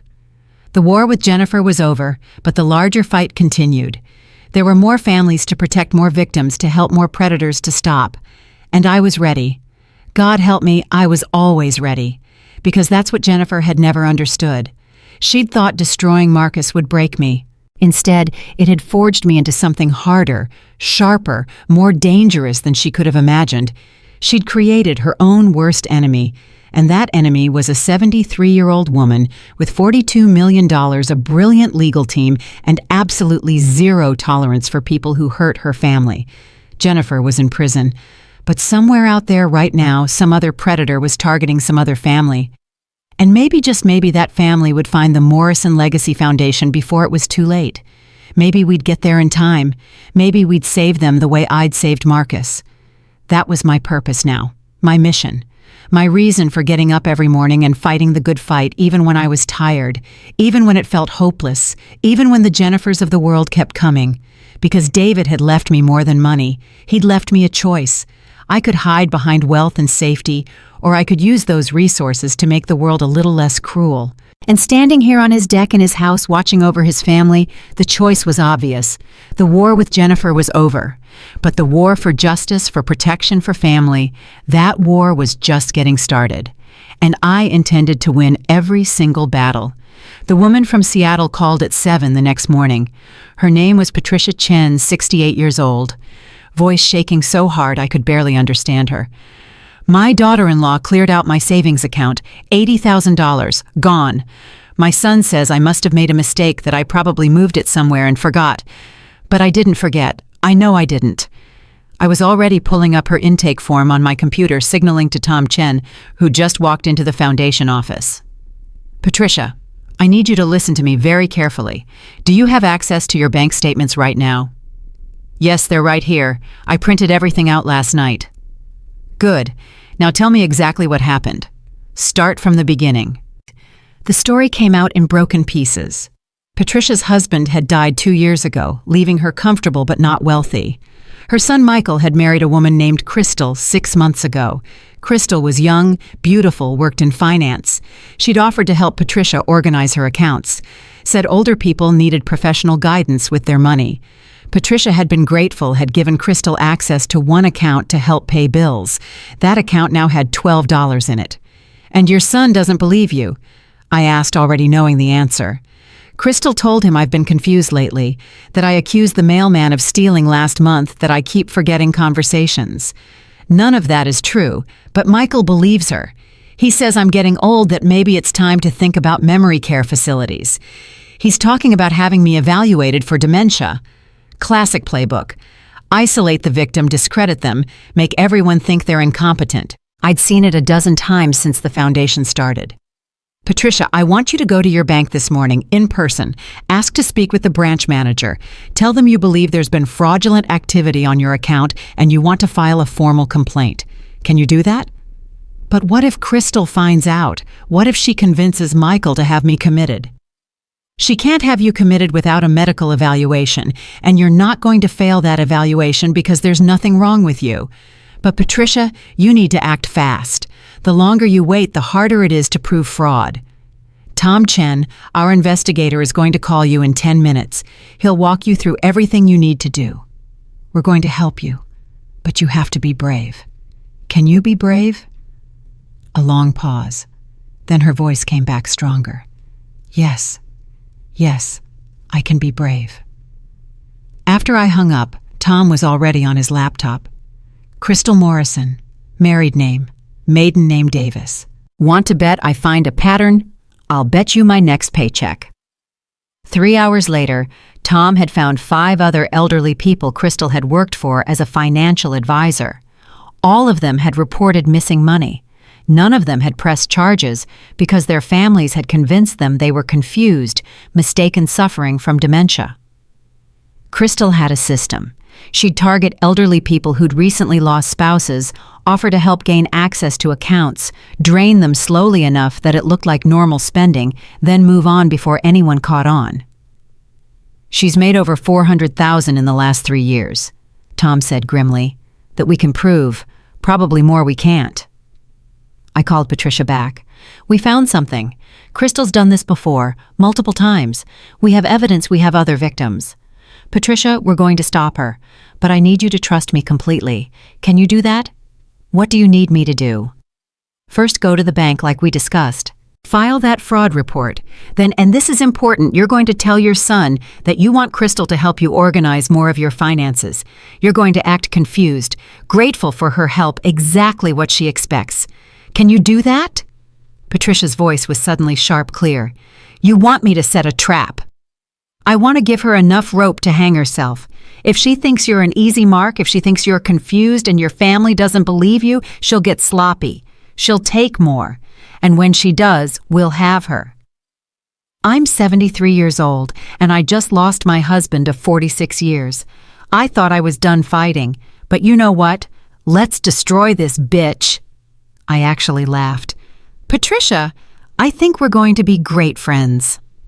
The next 2 weeks were intense.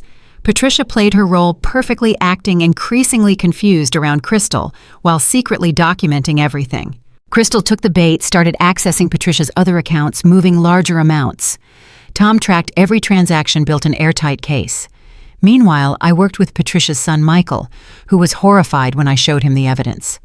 I don't understand, Tez, Michael kept saying, looking at the bank records. Crystal's in finance. She makes good money. Why would she do this? Because predators don't do it for the money, I explained. They do it for the power, the thrill of getting away with it. Your mother's not the first victim, and she won't be the last unless we stop her now.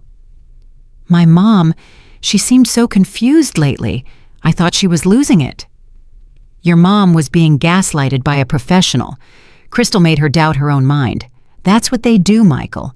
They make you think you're crazy, so you stop trusting yourself. When we finally had enough evidence, we didn't go to the police. We went to Crystal's employer, a major investment firm in Seattle. I sat across from their head of compliance, a sharp woman named Victoria, and laid out everything. The other victims, the pattern, the current fraud against Patricia. If you don't fire her immediately and help us press charges, I said calmly, I'm going to hold a press conference tomorrow explaining how your firm employed a serial fraudster who targeted elderly clients for 3 years. The Netflix documentary about my family's experience will look like a warm-up compared to what I'll do to your company's reputation. Crystal was arrested the next day at her office. Patricia was there along with Michael and 2 other victims we'd found. When the police walked Crystal out in handcuffs, Patricia stood straight and tall and said clearly, I'm not confused, I'm not senile, and I'm not your victim anymore. Crystal looked at me, recognition dawning. You're that woman from the documentary, the one who destroyed Jennifer Vaughn. I didn't destroy Jennifer, I said pleasantly. She destroyed herself. I just made sure everyone knew about it. Same thing I'm going to do to you. That case broke something open. Suddenly, the foundation was getting calls from all over the country. Adult children worried about their parents. Elderly people who'd been told they were confused when they knew something was wrong. People who'd seen the documentary, who'd read about Crystal's arrest, who realized they weren't alone. We hired more staff. Tom brought on 2 other investigators. Robert connected us with lawyers in different states who worked on contingency. Sarah started training volunteers to run support groups. Marcus took a leave from his job to help run operations full-time. The foundation grew from a small office to a real organization helping dozens of families every month. But growth brought problems. 3 months after Crystal's arrest, our accountant called an emergency meeting. We're burning through funds faster than the trust can sustain. At this rate, we'll be insolvent in 8 months. I sat in that meeting with Marcus, Sarah, Robert, and Tom looking at spreadsheets that showed the brutal truth. Helping people was expensive. Legal fees, investigation, costs counseling services, emergency financial assistance for victims. We were doing good work, but we couldn't keep doing it at this pace without more money. We need to fundraise, Sarah said. Go public with what we're doing, ask for donations. That makes us vulnerable, Tom warned. Public fundraising means public scrutiny. Every case we take gets examined, every decision gets questioned, and people like Jennifer and Crystal, they'll see it as an opportunity to attack, claim we're using victim stories for profit. What if we don't have a choice? Marcus asked quietly. What if it's either go public or shut down? How many people suffer because we were too afraid of criticism? I looked at David's photo on my desk, the one I'd brought from the beach house. He was laughing in it, standing on the deck of his sailboat completely in his element. What would David do? He'd sailed through storms that terrified experienced sailors. He'd built a company from nothing, risked everything on ideas people said would never work. He'd never played it safe. We go public, I said firmly. Full transparency. We show people exactly where the money goes, exactly who we help. We make ourselves bulletproof through honesty. And yes, Jennifer and Crystal and every other predator we've exposed will try to tear us down. Let them try. The publicity campaign launched 2 weeks later. Sarah, brilliant teacher that she was, created a presentation showing exactly how the foundation worked. Marcus did interviews talking about the families we'd helped. Robert wrote articles for legal journals about financial elder abuse. And I reluctantly did a profile piece for a major magazine about building the foundation after Jennifer's betrayal. The response was overwhelming. Donations poured in enough to fund operations for 2 years. But so did the attacks. Anonymous blogs popped up claiming the foundation was a scam. Social media accounts spread rumors that we kept most of the donations for ourselves. And then, inevitably, Jennifer's name started appearing in comment sections.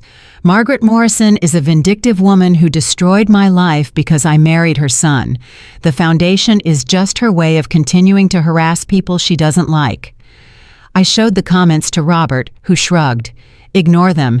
Everyone who matters knows the truth. But the attacks escalated. Someone created a fake website that looked like ours, asking for donations that went to a private account. Someone else filed a complaint with the state attorney general claiming we were operating a fraudulent charity. Every case we took suddenly had online trolls claiming the victims were lying, that we'd fabricated evidence that the whole foundation was a conspiracy. It's Jennifer, Tom said during an emergency meeting. Has to be. The timing, the tactics. It's her playbook. She's orchestrating this from prison. How she's locked up, she doesn't have internet access. She has visitors, phone calls, mail. She's coordinating with someone on the outside. I'd bet everything I own. Can you prove it? Tom's face was grim. Working on it.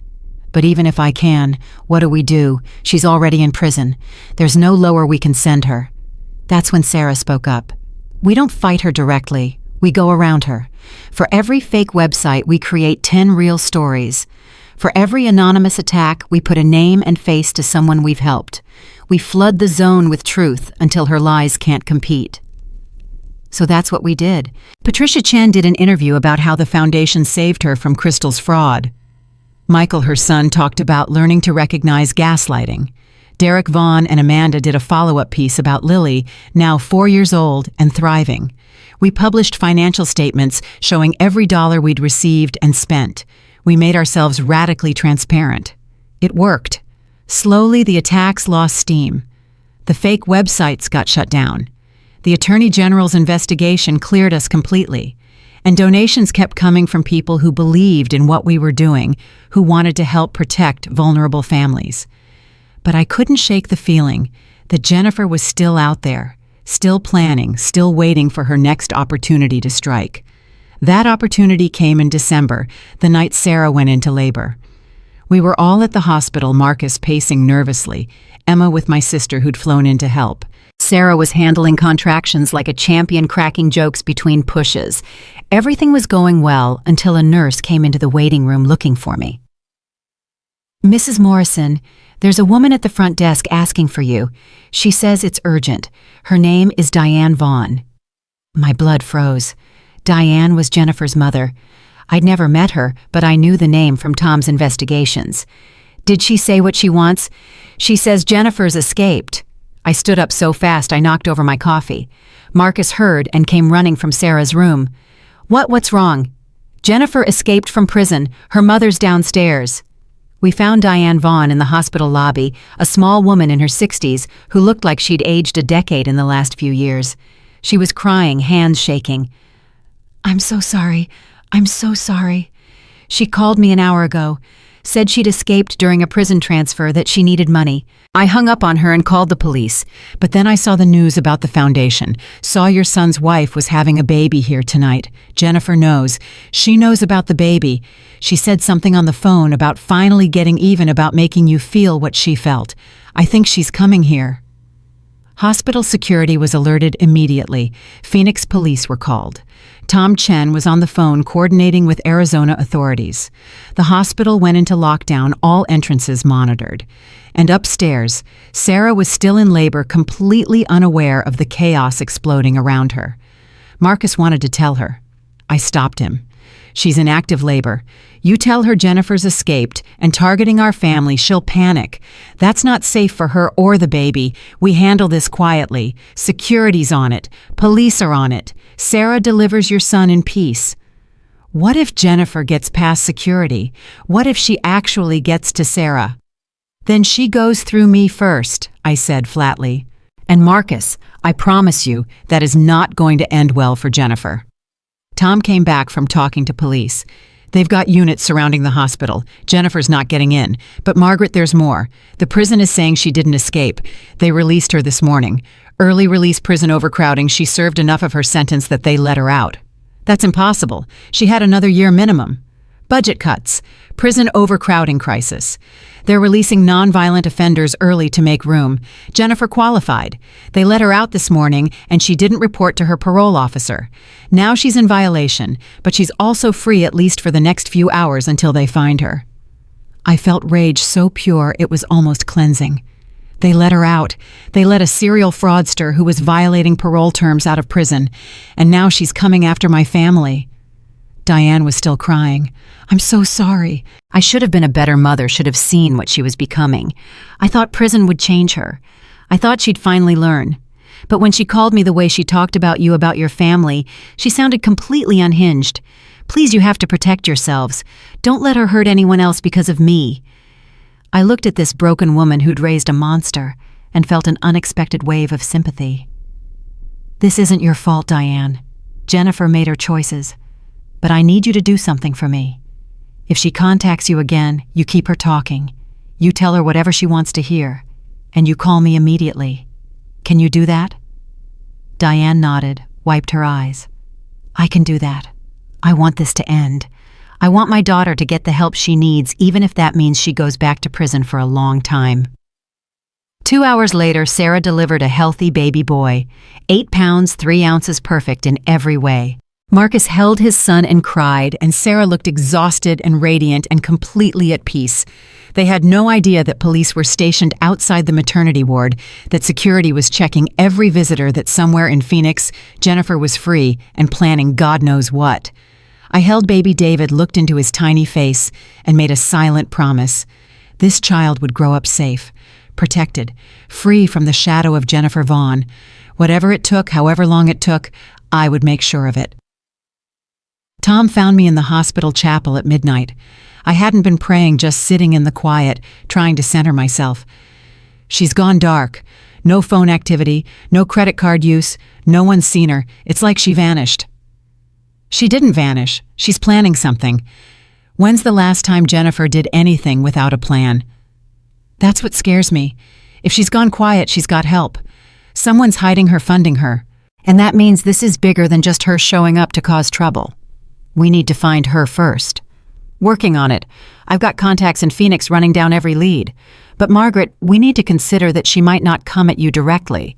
She might go after the foundation or other families we've helped. She might try to destroy what you've built instead of confronting you personally. The thought hadn't occurred to me, but Tom was right. Jennifer had always been strategic. A direct attack on my family would put her back in prison immediately.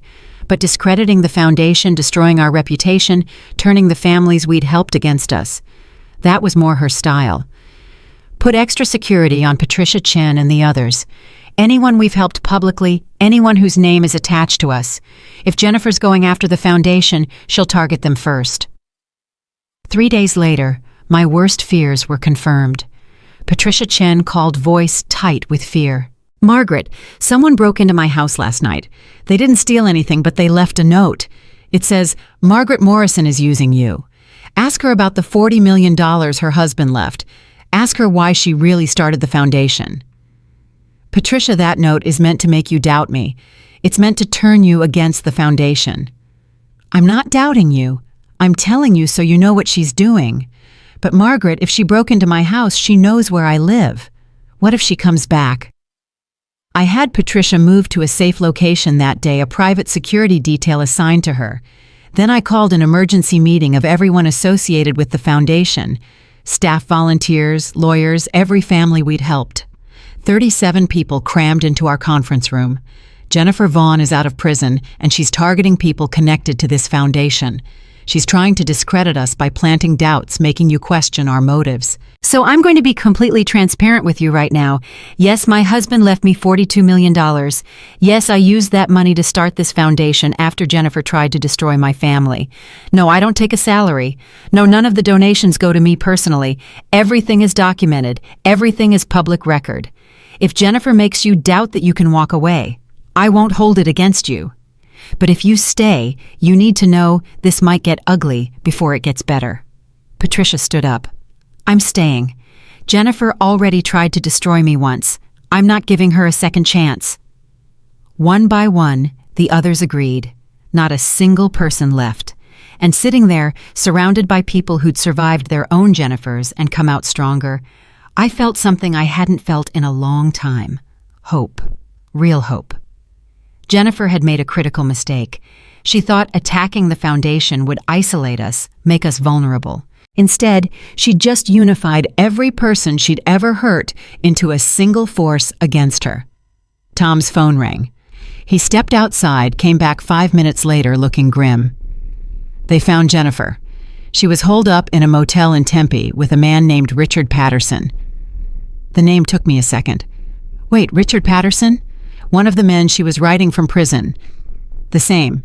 Apparently she convinced him she was being persecuted by a wealthy family, that she needed help disappearing. He was funding her, hiding her. Tom paused. But here's the thing. Police found her because she'd been using Patterson's credit cards. She'd already drained his checking account and was working on his retirement fund.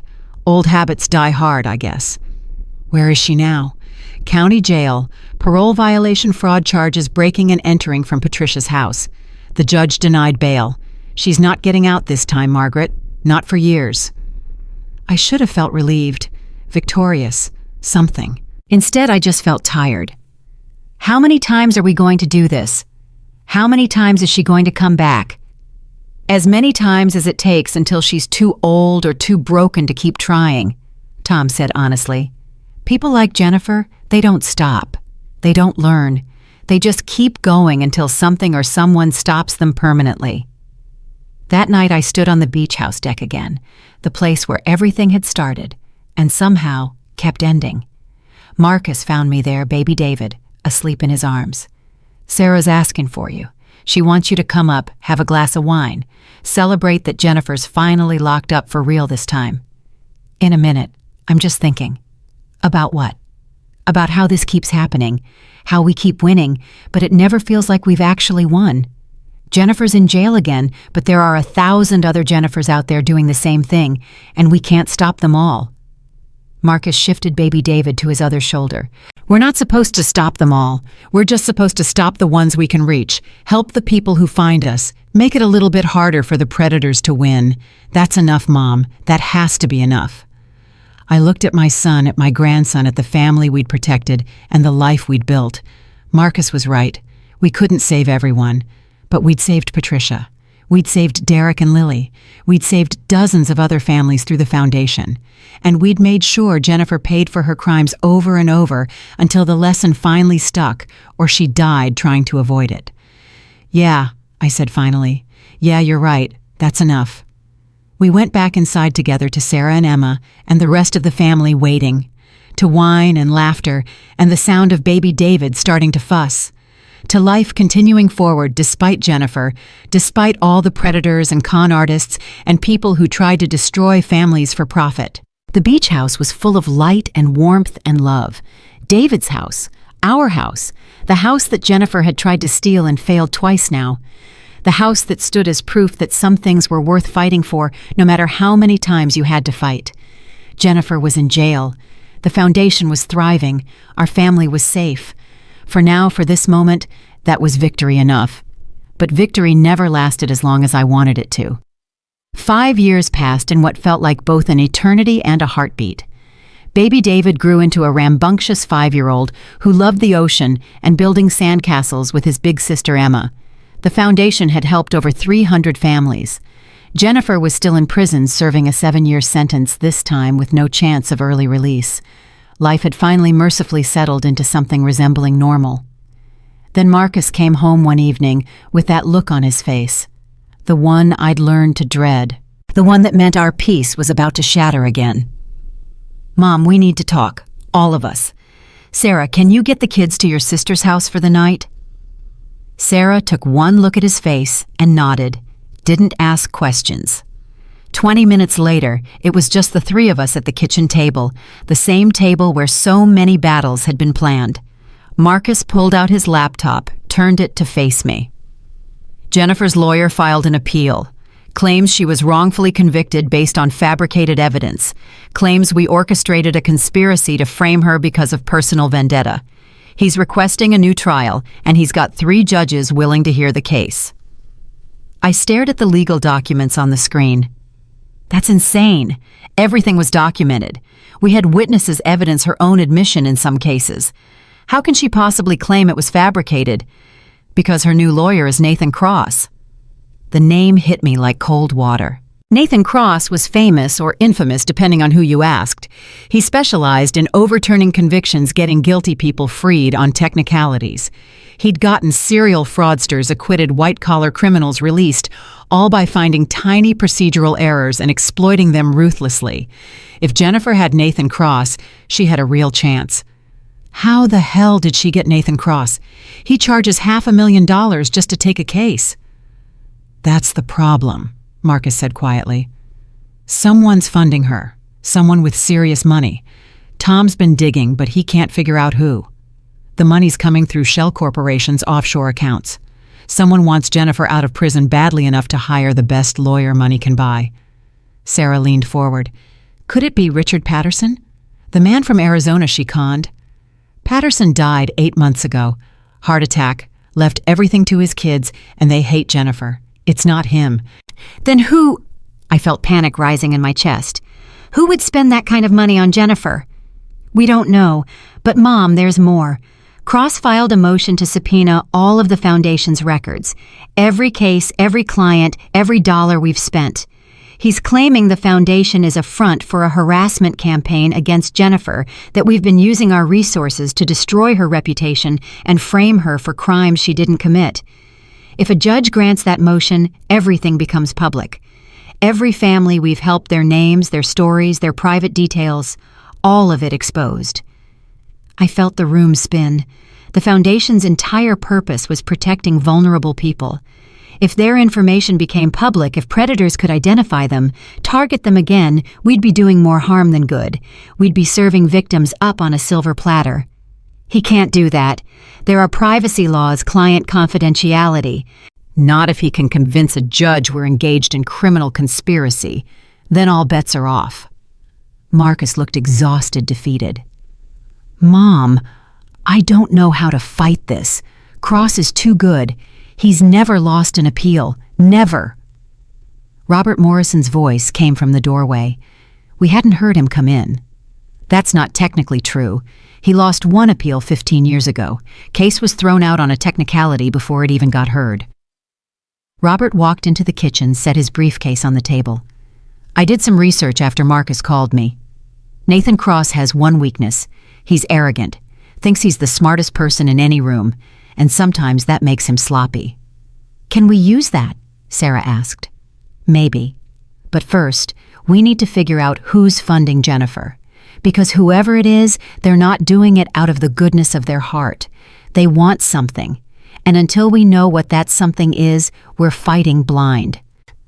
Tom Chen arrived an hour later with File's laptop and a grim expression. I've been tracking the money.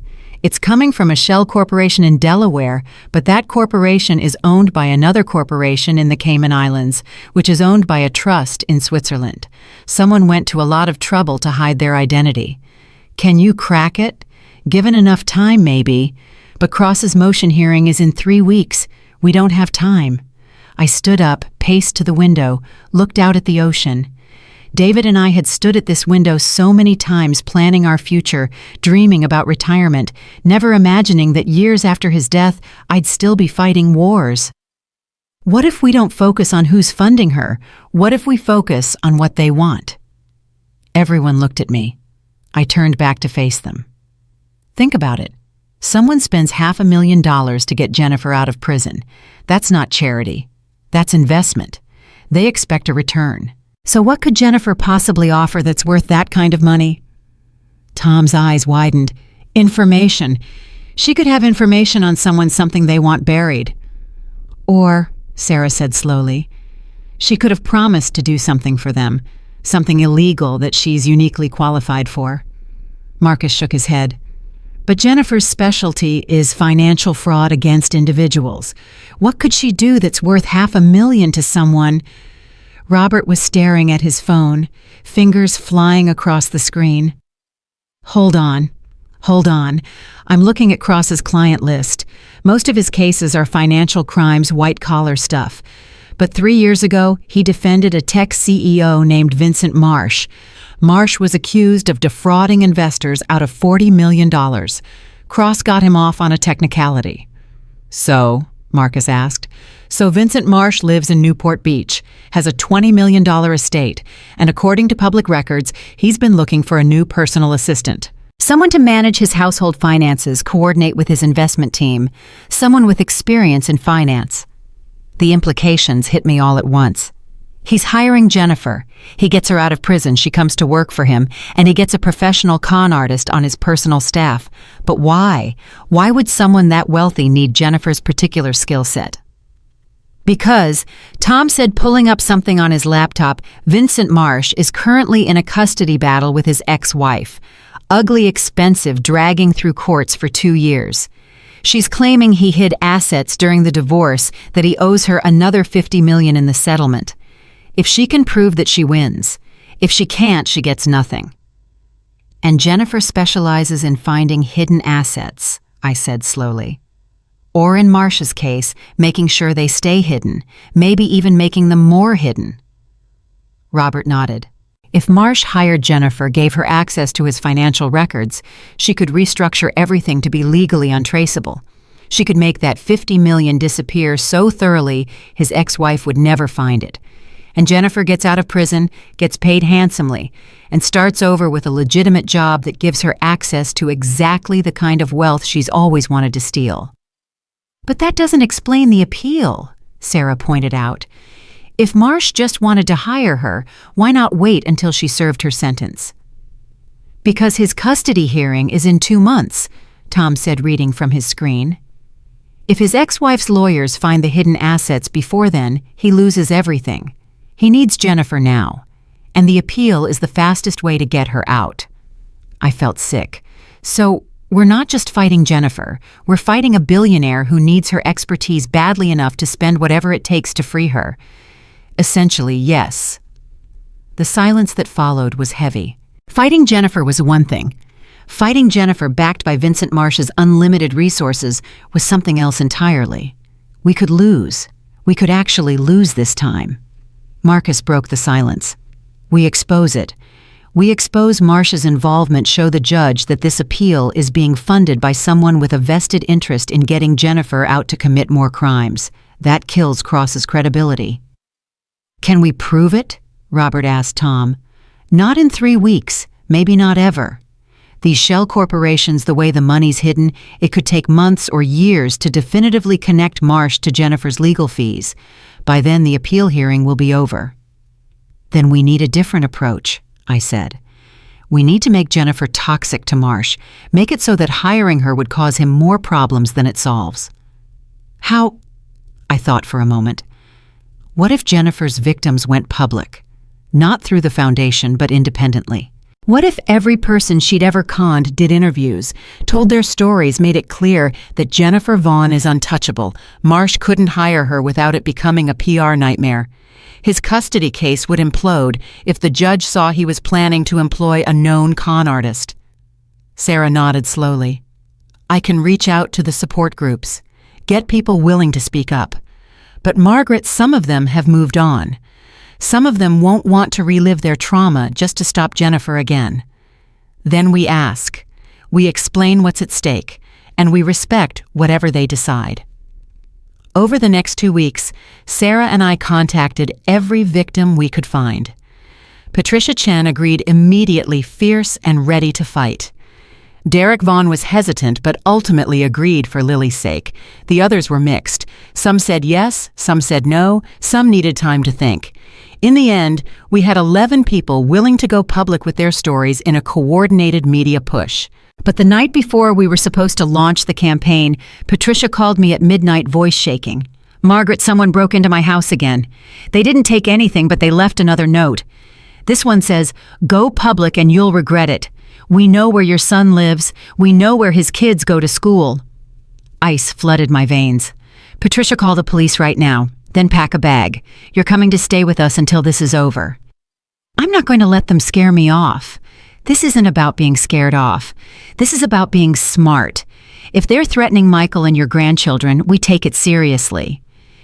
Patricia arrived at the beach house 3 hours later with 2 suitcases and a baseball bat. If anyone tries anything, I'm ready. Despite everything, I had to smile. Patricia, you're 73 years old. So are you. Hasn't stopped you from going to war multiple times. She had a point. The threats didn't stop with Patricia. Over the next 48 hours, 3 other victims received similar warnings, anonymous calls, threatening letters, messages that made it clear someone was watching them. Tom traced what he could, but hit dead ends everywhere. Professional intimidation, probably hired through the same channels that were funding Jennifer's legal defense. They're trying to silence everyone before the appeal hearing, Robert said during another emergency meeting. Classic witness intimidation. We can report it, but proving who's behind it is almost impossible. So what do we do? Marcus asked. We can't put people in danger just to stop Jennifer. We don't have to, I said slowly, an idea forming. What if we already have everything we need, Tom? You said you can't prove Vincent Marsh is funding Jennifer's defense, but can you prove he's been hiding assets from his ex-wife? Tom's eyes lit up. Possibly. If I can access his financial records, if I can show the pattern. But that's illegal without a warrant or subpoena, and we don't have grounds for either. His ex-wife's lawyers might. Robert caught on immediately. We give them the information we have. Let them investigate Marsh independently. If they find evidence of hidden assets, they bring it to the judge in the custody case. That destroys Marsh's credibility and eliminates his reason for needing Jennifer. Can we do that without exposing our sources, without putting Tom at risk? We can make an anonymous tip, send them everything we've found so far, point them in the right direction. What they do with it is up to them. It was risky. It was possibly illegal. It was definitely walking an ethical tightrope. But it was also the only move we had left.